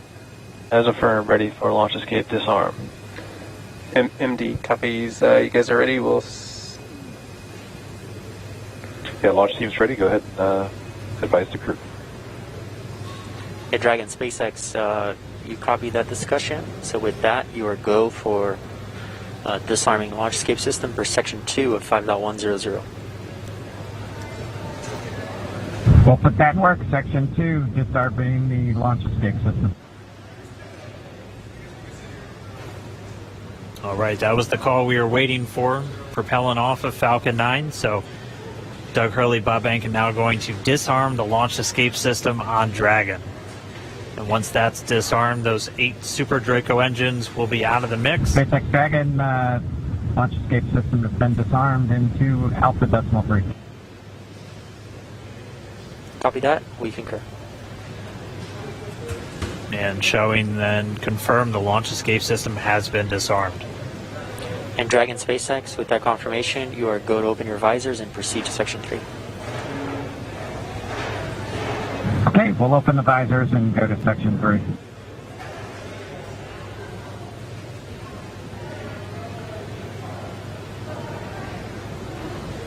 As you heard and you can see, Bob and Doug can now open their visors and get ready for exiting the vehicle.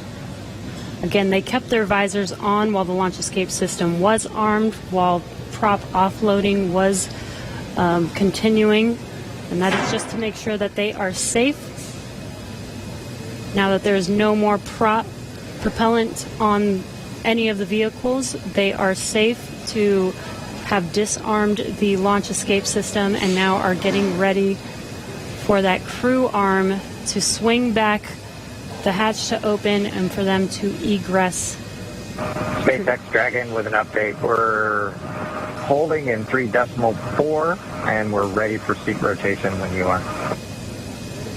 Copy that. We'll wait for the closeout team to open the hatch and verify clearance, and then we can execute seat rotation.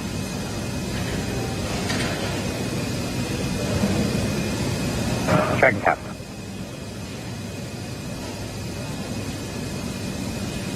And there's that crew arm swinging back towards Dragon. Once that crew arm is in place, they will be able to open the hatch on Crew Dragon. Bob and Doug's seats will rotate back out of launch position so that they can safely get out of their seats and egress the vehicle. And we heard they'll have what they call nominal egress, so just the normal procedures for getting them out of the capsule. That means the same closeout team that was there to get them in will be able to assist as they come out. They'll arrive and get that hatch open, and then they'll be able to rotate the seats. That'll rotate Bob and Doug pretty much forward, where they'll be in the original position that the seats were configured when they made their way into Dragon. It just gets them a little bit out and under the displays and makes getting in and out of the capsule a little bit easier. They've been in those seats for about 3 hours at this point, so definitely a long day for the crew as they woke up about 6 hours prior to our T-0, had their breakfast, which we confirmed was steak and eggs, at least for Doug Hurley. And then they proceeded through all of the suit up and the trip to the pad, making their way inside Dragon, where they've been for about the last 3 hours at this point. We were on track for an on-time liftoff right at 4:33 p.m. Eastern Time, but did have to scrub a little under 17 minutes before launch due to weather. So for now, we've offloaded all of the propellant off of Falcon 9. The launch escape system has been disarmed. That crew access arm is back right up next to Dragon, as you can see in that view on the left.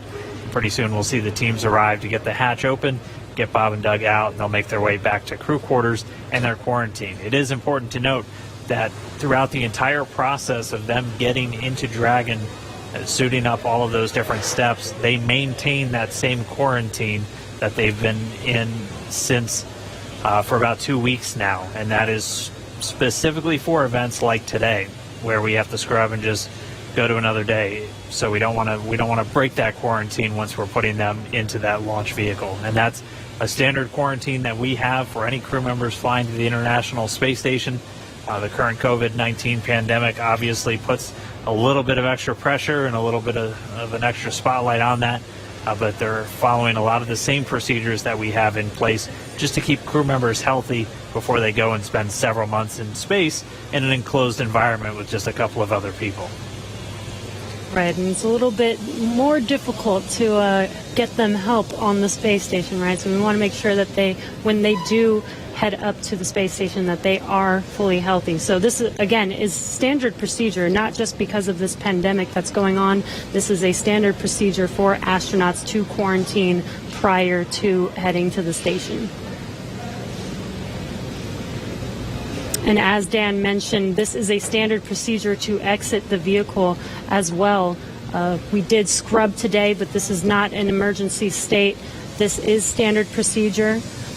This is something that is practiced and rehearsed and made sure that we do follow our standard procedures to make sure that everything is still safe. Bob and Doug exit safely and go back into quarantine and get ready for our next launch attempt. Looks like they're getting a chance to stretch their legs, though. Yeah. Yeah. Dan, Jesse, I'm monitoring along in the scrub procedure right now. They're getting the goes to get the folks back to the pad, the crew that'll open the hatch. So they have notified the team chief, launch engineering, to return to the pad.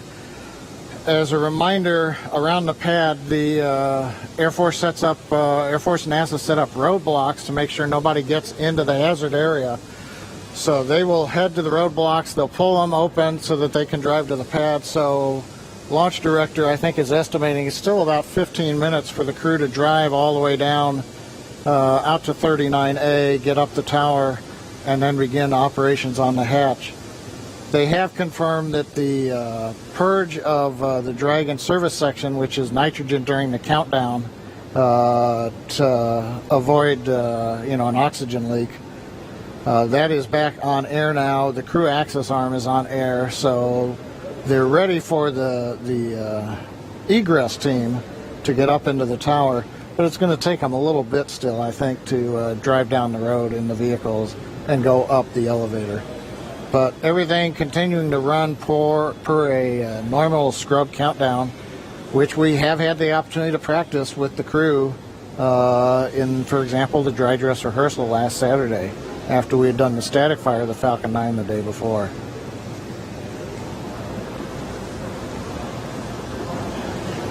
And I've been seeing a few questions, people asking why aren't we just trying to launch tomorrow? As John and I was talking us through, there's some very specific times you have to identify when you're going to be able to link up with the International Space Station. You'll only have so much fuel, which can only generate so much energy to make sure you're going to intersect with the station, which is flying at over 17,000 miles an hour. So you're hitting one bullet with another bullet. Some of our other launch attempts are able to make it to the station, but have much longer times. To prevent us from losing comms, we're going to be switching to umbilical at this time. I'm going to be unmerging Countdown 1, but we'll keep you updated here on Dragoncraft. Okay, yeah, we see the Tidris countdown with a little over 3 minutes. We'll stand by for your next call on umbilical. Copy. The crew getting a call, they're just going to reconfigure some communications. But as to why we're not launching, say, tomorrow... And core and Countdown 1 loops are merged.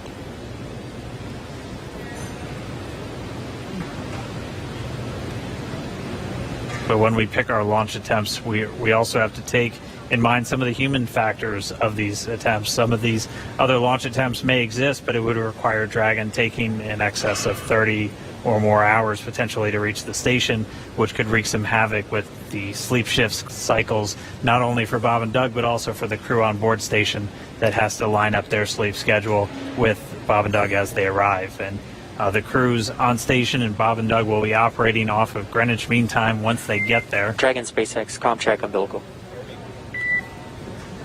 SpaceX Dragon, loud and clear on umbilical. Copy, heavy the same.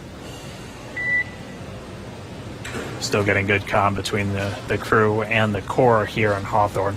But really, just to sum it up, we pick our launch attempts for a number of reasons, not just can we make it to the station, but just how long is it going to take to get there. And that's why Saturday is going to be our best option. We're going to be targeting that one at 3:22 p.m. Eastern Time for our next attempt. And it'll be a little over 19, maybe a little over 20 hours until we actually arrive at the space station, if we're able to get off the ground on Saturday.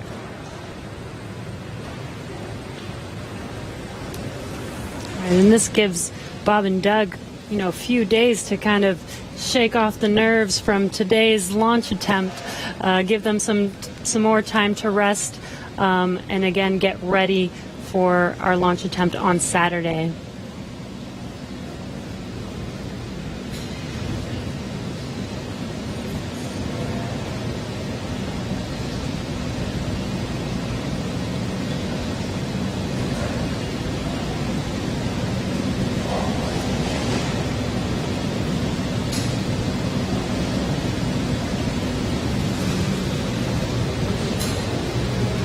And if you're just now joining us, we did scrub our Demonstration 2 mission today.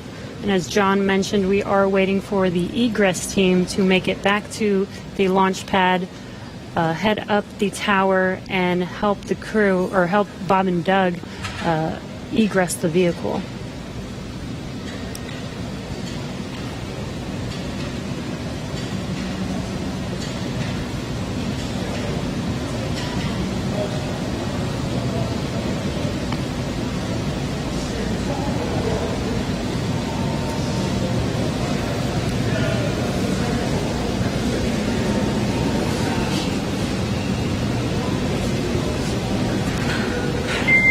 Dragon SpaceX for closeout team status.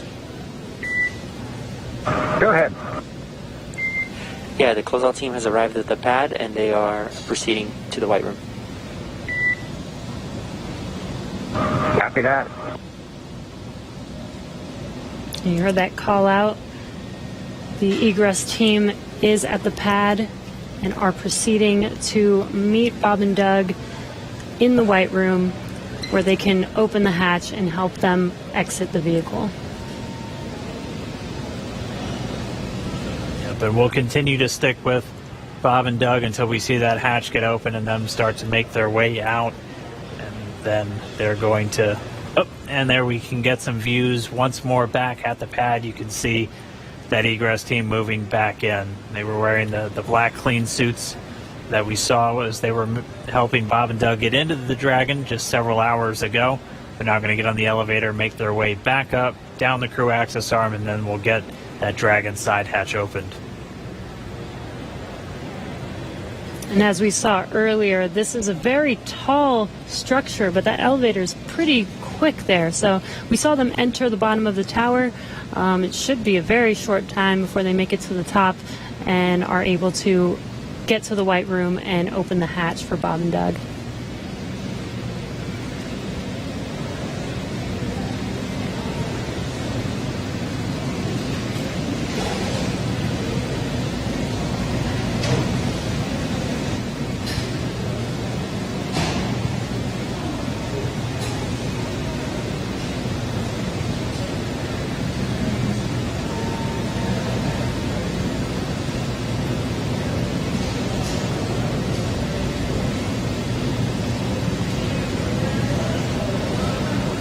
If you want.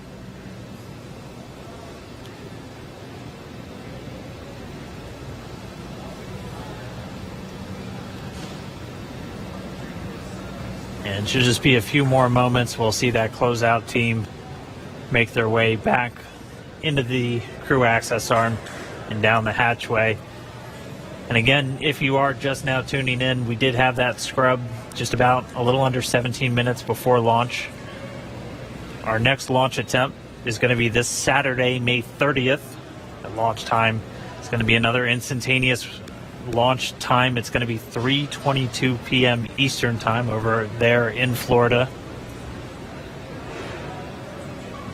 And assuming an on-time launch, it'll be a pretty similar flight that we were looking at today, where it'll be roughly about 19 hours before they make that initial contact to the International Space Station. They'll get on orbit and execute a series of 5 different burns to gradually raise their orbit until they're just a few hundred meters below the station and maybe a few kilometers behind. And then they'll do all of the final approach initiation maneuvers. And by that point, the team here in Hawthorne will be working very closely with the team down in Houston in the International Space Station Flight Control Room. Weather for Saturday still not ideal, but it's roughly what we started out with today, where we have about a 40% chance, possibility of violation, and it'll be tracking a lot of the same issues with cumulus clouds and potential precipitation. We'll also be keeping an eye on all of the downrange weather. Oh, it looks like we're seeing some people start to make their way into the crew access arm now, so we should see them get that Dragon side hatch open in just a few minutes. But as a reminder, we'll be looking at weather around the launch pad and weather downrange in their flight path on the way to orbit, and that's always checked just in case they have to do any kind of emergency maneuver and land down in the Atlantic Ocean. We will be making sure that the weather is at acceptable levels all the way until they're into space.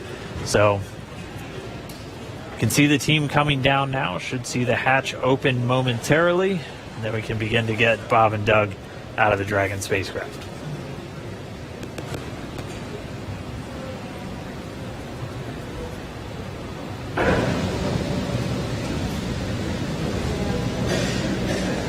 And again, we are staying live until Bob and Doug are safely out of Crew Dragon.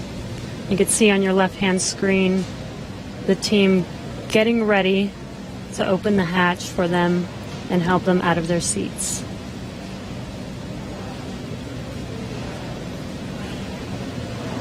And at this point, the launch escape system has been disarmed. That was done after we successfully offloaded all of the propellants from the first and second stage of the Falcon 9 rocket. There are propellants loaded into Dragon, so the teams look like they were just doing what we call kind of a sniff test, so using a portable detector just to assess the atmosphere around the Dragon capsule itself before they get the hatch open and bring Bob and Doug out.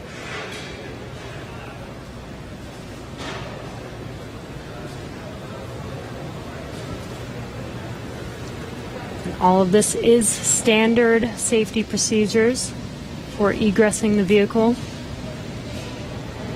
This is to ensure the safety of the crew as well as Bob and Doug. Dragon SpaceX for status.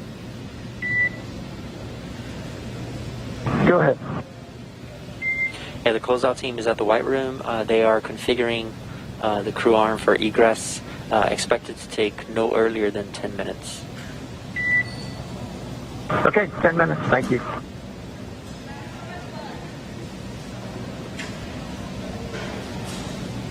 There should be just about 10 minutes. As a reminder, they're in the White Room. We walked through that a little bit earlier in our coverage this morning. The White Room name simply because of its color, and that's something that started all the way back during earlier Gemini missions. And that is literally the last place on planet Earth where astronauts are standing before they get loaded into this vehicle. It has an environmental control apparatus and a seal that it can put right up against the Dragon spacecraft just to keep all of that dust, dirt, and Florida humidity and Dragon out of the SpaceX, capsule. we're right at 3 hours in seat rotation. I just wanted to check in with you on comfort levels. I'd say no changes, Jay. It hasn't been too bad at all. Copy all. And obviously at this point, with the launch escape system disarmed, we have loosened up straps and gotten our feet out of the straps on the bottom of the suit, so it's a little more comfortable anyway. Copy all. Looks comfortable.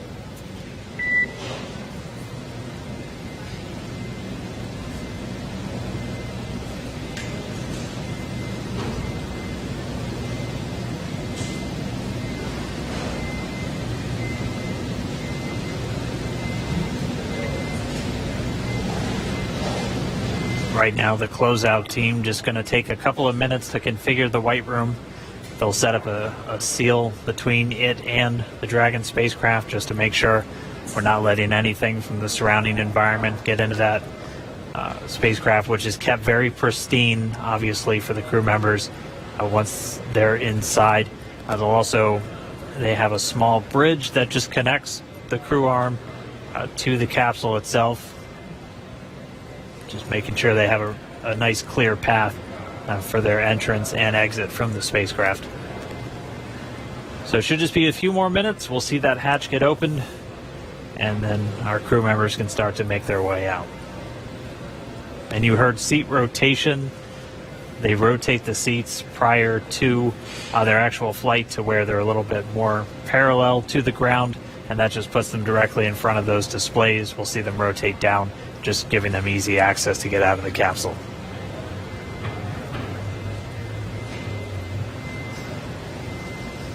And as Dan mentioned, we want to keep FOD out of the capsule. FOD is foreign object debris, so that's basically anything that does not belong inside of the vehicle. So not just like dirt and dust, but just anything that was not meant to be inside of there should not be there. So we are doing everything as a standard procedure to make sure that we do keep FOD out, especially since this is going to be another attempt and another opportunity for FOD to enter the vehicle. As they're exiting, we still make sure that we keep everything basically like a clean room.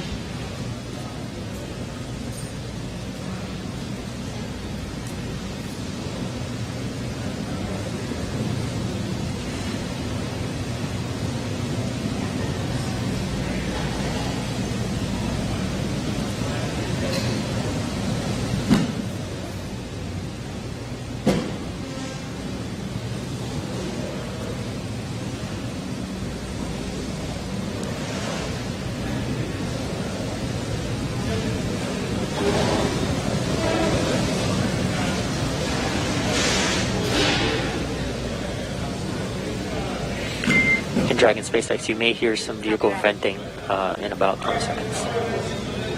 Copy.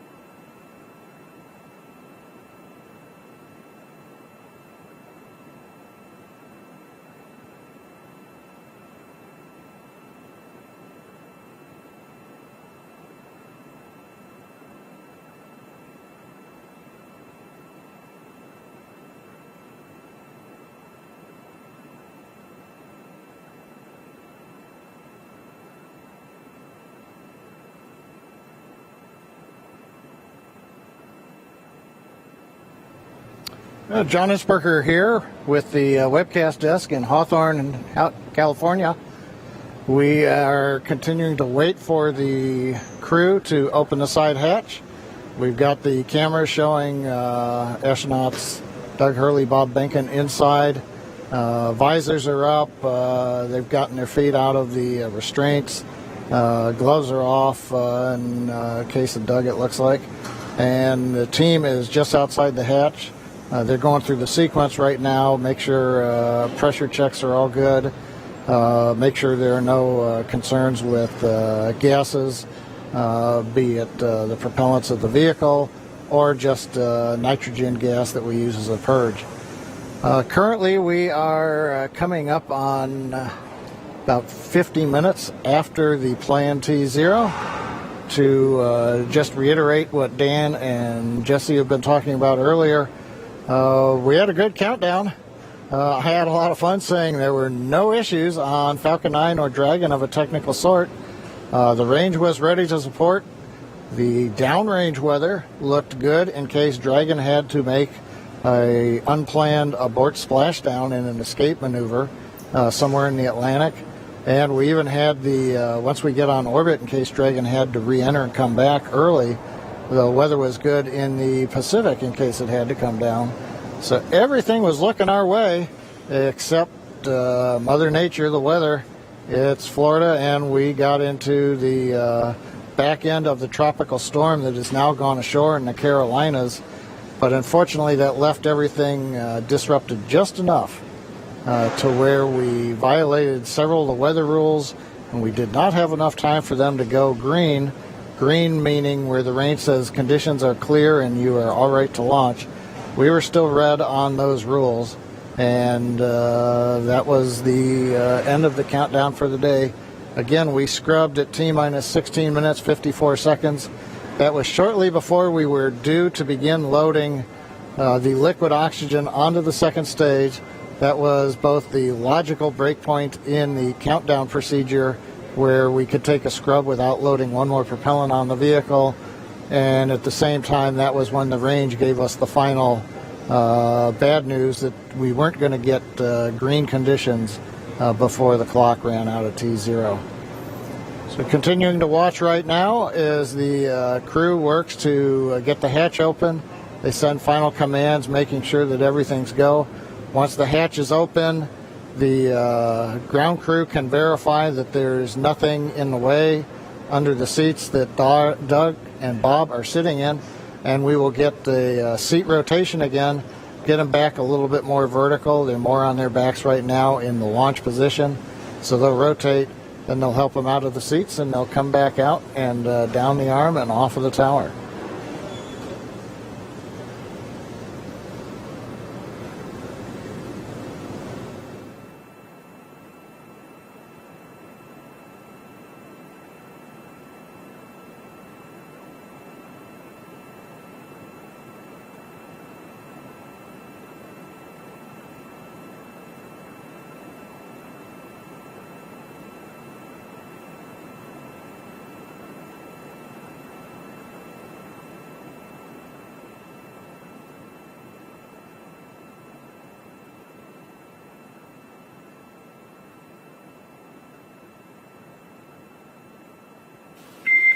Dragon SpaceX, for status, it looks like the closeout team is inflating the hatch CO, the arm CO right now. Okay, yeah, we can see some folks outside the window.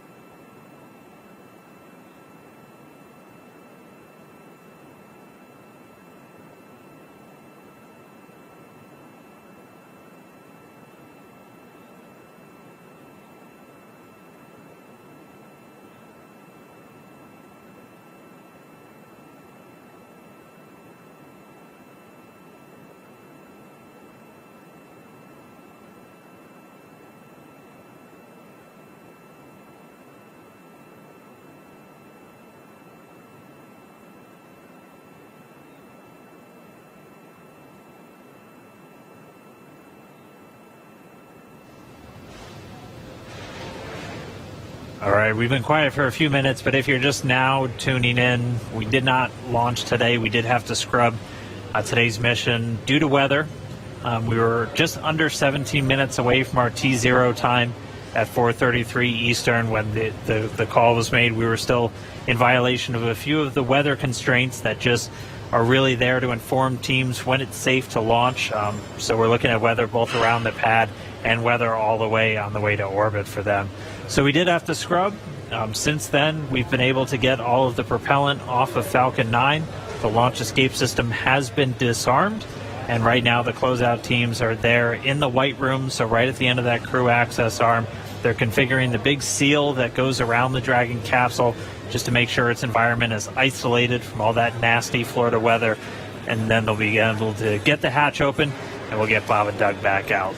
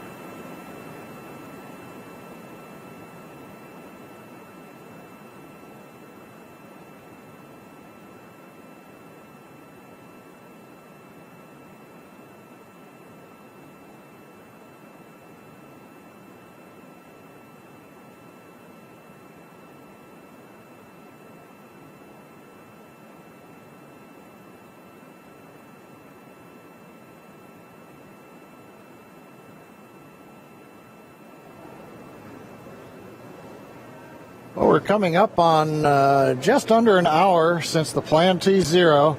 Again, if you're just joining us, well, we've been here summing up for a while. Dragon SpaceX for status. Stand by for status check.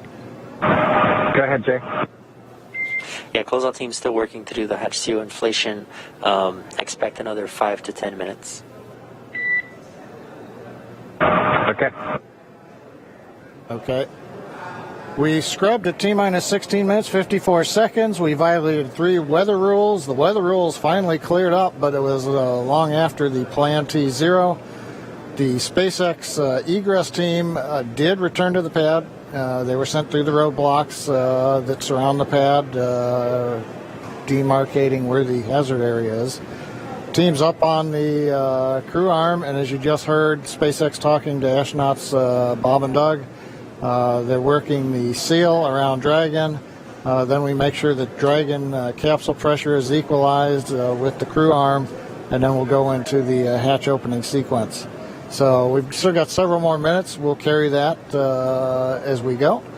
A couple of points to bring up. Once the crew comes off of the Dragon and comes back down, goes back to the crew quarters to de-suit, we will be Dragon leaving. SpaceX for awareness. We're going to command the vehicle into pad hatch open in preparation for hatch opening.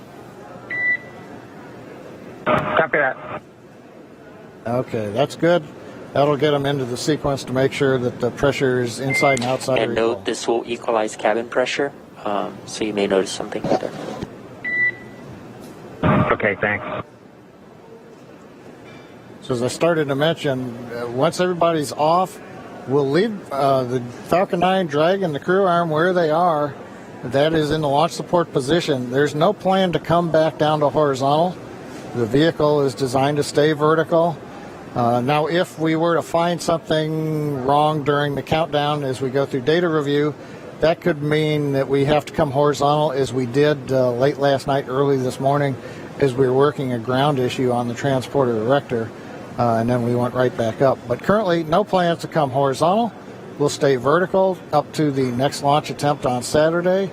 There will also be, as is typical, engineers will go through all of the data they collected today, and then there will be a report out in what's called a Delta Launch Readiness Review, probably this Friday before we get into the next launch attempt on Saturday. That's where the engineering disciplines will brief management, chief engineer, launch director, mission director, the NASA customer, where we stand on today's countdown, what we learned as well as our readiness to proceed into another countdown attempt. But currently at Kennedy Space Center at historic Pad 39A, we're getting ready for the hatch opening and the crew to be able to leave Dragon, come back down, get out of their suits, and wait to go another day, hopefully this coming Saturday, the 30th.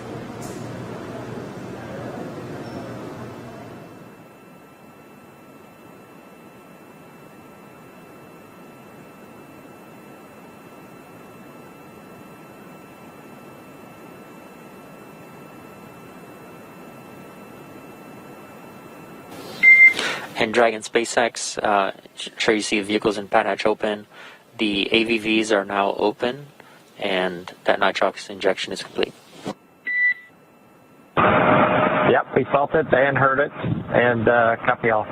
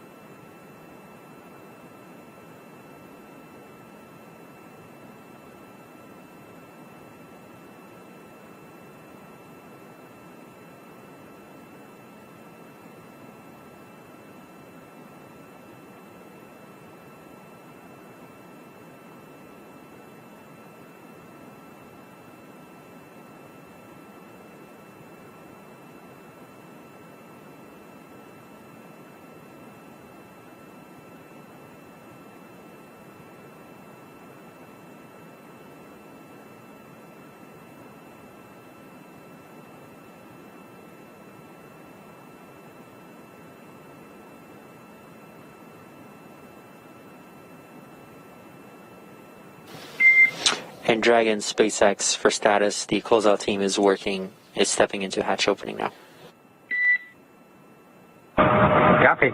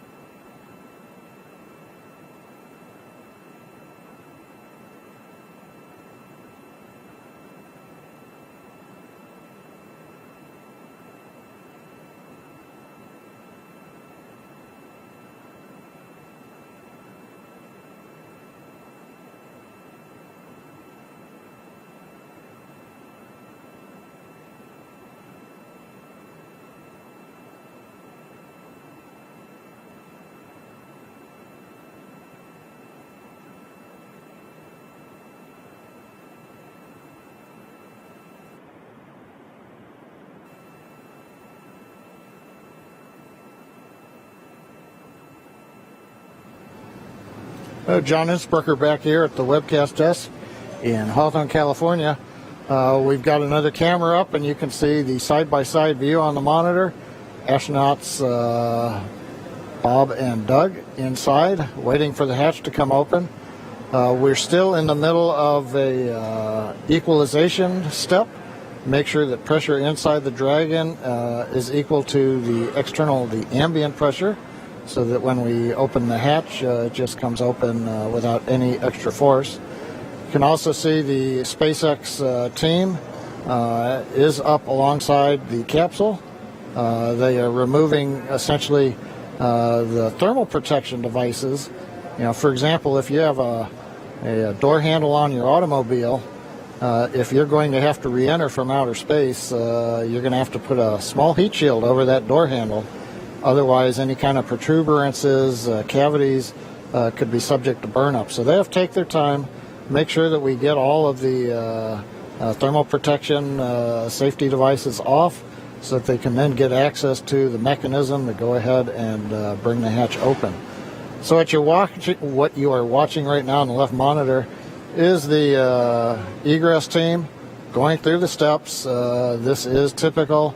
We're not hearing any chatter over the pad net that they're having any problems.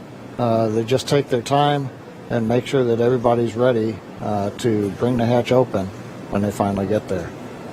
So currently we are T plus 1 hour and 11 minutes or so since the planned launch. Obviously, we're still on the ground as we're going through the post-scrub operations to bring astronauts Doug Hurley and Bob Bacon out of the capsule. And you can see now hatch is coming open.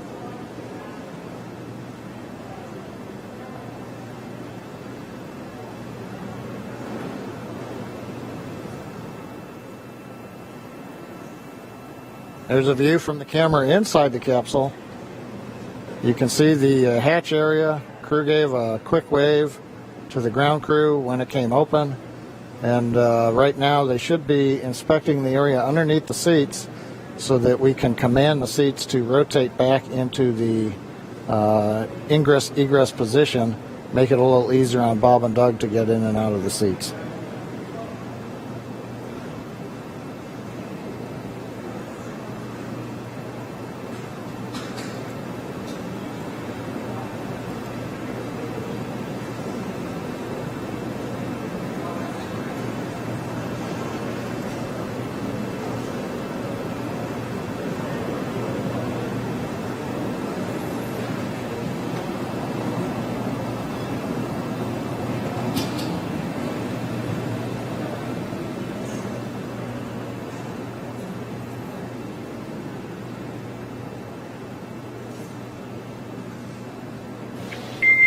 Dragon SpaceX, just for awareness, they have a few more steps in their procedure, and they should be calling to us for seat rotation shortly. Okay, copy that. Yep, we see them working on that, and just as a lead into that, we are ready for the seat rotation. So just let us know when you're ready to start. We'll go.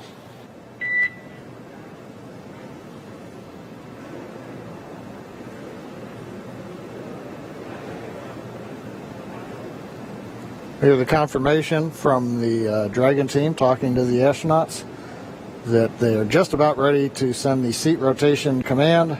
Again, the ground crew is verifying, making sure that none of the cargo that's packed in Dragon underneath the crew, nothing is in the way, nothing came loose. You're looking at one row of crew seating, but there is, as we've mentioned before, Dragon designed to carry up to 7, but on this flight, for example, much of the cargo that we're carrying is loaded in various areas down below where the astronauts are seated. So they're just verifying nothing's in the way so that when they send the rotation command, the seats will pivot without encumbrance.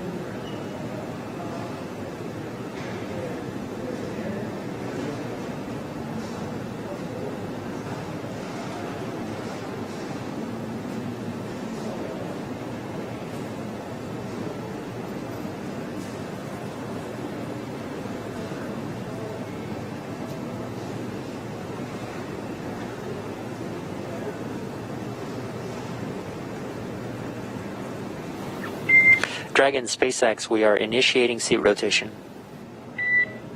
Dragon copies, we're ready.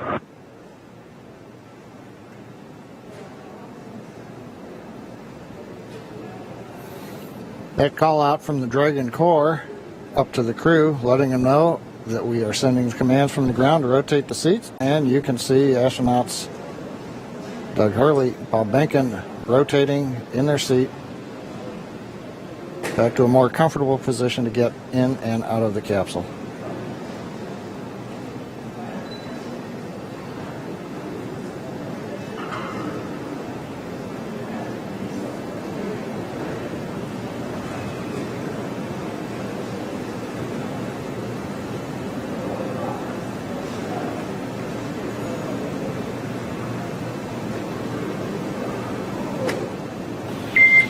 Dragon SpaceX, seats are upright. Thanks for the valiant effort today, helping us test our scrub timeline, and we'll see you Saturday. Yeah, we appreciate those words. Everybody did great today. It was a great practice, and we'll do it again on Saturday. Everybody stay safe, and we'll talk to you on the loops. Likewise. Well, Dan, we've heard it. They've got rotated. The hatch is open. The ground crew is going to work to get the astronauts out. The SpaceX Dragon team, like the SpaceX Falcon 9 team, is going to be coming off of console now as we turn it over to the folks on the pad. So while we didn't launch, it was a pretty good countdown and scrub sequence. So we've got that good lesson learned under our belt. We look forward to Saturday having even better results when we get close to T0. That's right. Always great when we don't have any issues with the capsule or the rocket, which we didn't today. Just had to fight that weather. And we'll be doing the same on Saturday. We are looking at about a 50% probability of violation. That's about where we were today. We did see it was all just a matter of trying to line up correctly. And didn't make it today, but we're going to try again on Saturday. Right, and it sounds like we were just about half an hour away from making the launch attempt today with weather, with 50% weather chance on Saturday. Hopefully we have a better day at T0 for liftoff. But we're definitely going to all be back. Jesse, myself, and John I will be here in Hawthorne to take you along every step of the way. We hope everyone else tunes in also, because this is really going to be a monumental moment. We're now going to look towards Saturday for America once again launching U.S. astronauts on American rockets from American soil. With them getting out of the capsule, though, that's going to do it for us here at Hawthorne. We're going to send you back down to Florida for one last check-in with our teams there. So over to you, Marie, Lauren, Leland, if you're still sticking around, and we're going to be looking forward to Saturday. All right, thanks a lot, Dan. Yeah, we're just all sitting here. We watched Bob Behnken just climb out of his seat. Looks like he is out of Crew Dragon now, and Doug Hurley following suit. No pun intended. There we see Bob in the foreground and Doug climbing out of Crew Dragon in the background. Pad closeout team looks like helping them out. So any minute they're going to be basically just reversing course, coming back the way from whence they came. Leland, I know you had a scrub years back. Yeah, Marie, in 2008, we were having breakfast. I never scrubbed while I was in the vehicle, but we were having breakfast, and we got a call from the flight director saying that we had these engine cutoff sensors that were bad. 2 were bad, and the flight rules say that you should have to have 3 of 4 to fly. And so we all said we're not going to fly unless we have them. And I think we all need to know that the flight rules are there to protect, our astronauts and their families, and we got very close today. We sometimes get that launch fever that we want to go ahead and just try it anyway, but we have these rules for a reason, and it's really important to stick to the rules, even in the heat of battle, even with dignitaries here. It's just the way that we have to do it as operators. It's also a good wet dress exercise. Went through, exercised all the systems nearly to T0, which is incredible. I believe this may have been the first time Bob and Doug are sitting on top of in our vehicle with a fueled rocket. So that's pretty cool. Yeah, for sure. Closing the hatch, exercising the environmental life support systems, doing that flight leak check. I mean, all of this is a ton of learning that came out of here, even if we didn't ultimately go to space today. Absolutely. So we're getting a cool view that we wouldn't have seen if they'd launched. They're making their way back down the crew access arm. And they are going to be turning the corner there, heading to the stairs that are going to take them down to the elevator. Passing the worm. Passing the worm. So, yep, they're heading down the stairs now. It's going to take them down to the 255-foot level, and then they're going to be getting in the elevator, take them down to the ground level. And we'll do it again on Saturday. It's actually very reassuring that all systems were go. You know, there was no problems with the vehicle at all, as Lauren, as you said, and it was just some weather. And I think if we have that same performance on Saturday, and the weather gods give us some good juju there, we'll be good to go. Yes, please. I mean, we were so close today. It hurt my heart. If we had 10 more minutes, it sounded like we probably would have made it, but just was not to be today. And of course, we're going to always do what is the safest thing for the crew. And as they head into the elevator there, we do want to go over to Operations and Support Building 2 now, where the NASA Administrator, Jim Bridenstine, is standing by. He would like to provide his own thoughts now. We'll go to him. Well, thank you, Marie. I know there's a lot of disappointment today. The weather got us. But I also want to say it was a great day for NASA. It was a great day for SpaceX. I think our teams worked together in a really impressive way, making good decisions all along. So here in this particular case, we had just simply too much electricity in the atmosphere. There wasn't really a lightning storm or anything like that, but there was a concern that if we did launch, it could actually trigger lightning. And so we made the right decision. We had the parameters set ahead of time. The teams worked together, and in the end, the right decision was made. I will tell you, I've done a lot of interviews over the last 2 days, and in those interviews, I get asked over and over again, is there undue pressure here? People say to me, with all of the attention of the world on this launch, with all of the VIPs coming, are you going to feel pressure on this launch? And I will tell you, as I've told our teams, under no circumstances should anybody feel pressure. If we are not ready to go, we simply do not go. And I will tell you, I am proud, so proud of our teams working together to make the right decision in this particular case. We have a lot to look forward to in just a few short days. On Saturday afternoon, we're going to do it again. Here's what we know. We are going to launch American astronauts on American rockets from American soil. We're going to do that. We're very close. I also want to say that this was an important milestone just today. We did a wet dress rehearsal. We haven't done a wet dress rehearsal with our astronauts full gear before. We've done a dry dress rehearsal. Now we've done a wet dress. So we learn a lot every time we do these things. This is no different. And we get a lot of great data from doing what we just did. So today was a good day for NASA. It was a good day for SpaceX. And we've got a lot to look forward to. So I want to say congratulations to both of the teams. And let's go get this done. I know we're up for it. Saturday is going to be a great day. And here we go again. So thank you to everybody for all the great work. Marie, back to you.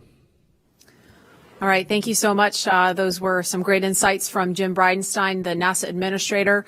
The crew's making their way back to astronaut crew quarters, where they're going to remain in quarantine until Saturday. They've been in quarantine for 2 weeks, and there they will stay to keep them safe and healthy for our next launch attempt. Again, we had to stand down from launch today because of unfavorable weather conditions around Launch Complex 39A, but we're going to be ready to do this again Saturday, May 30th. The new launch time will be 3:22 p.m. And our coverage will begin live here on NASA TV at 11 o'clock in the morning Eastern Time, Saturday. So be sure to tune back in on NASA television and nasa.gov/live if you're watching along online. And we will be back here to take you through it every step of the way. Thanks for sticking with us, and we will see you back here Saturday.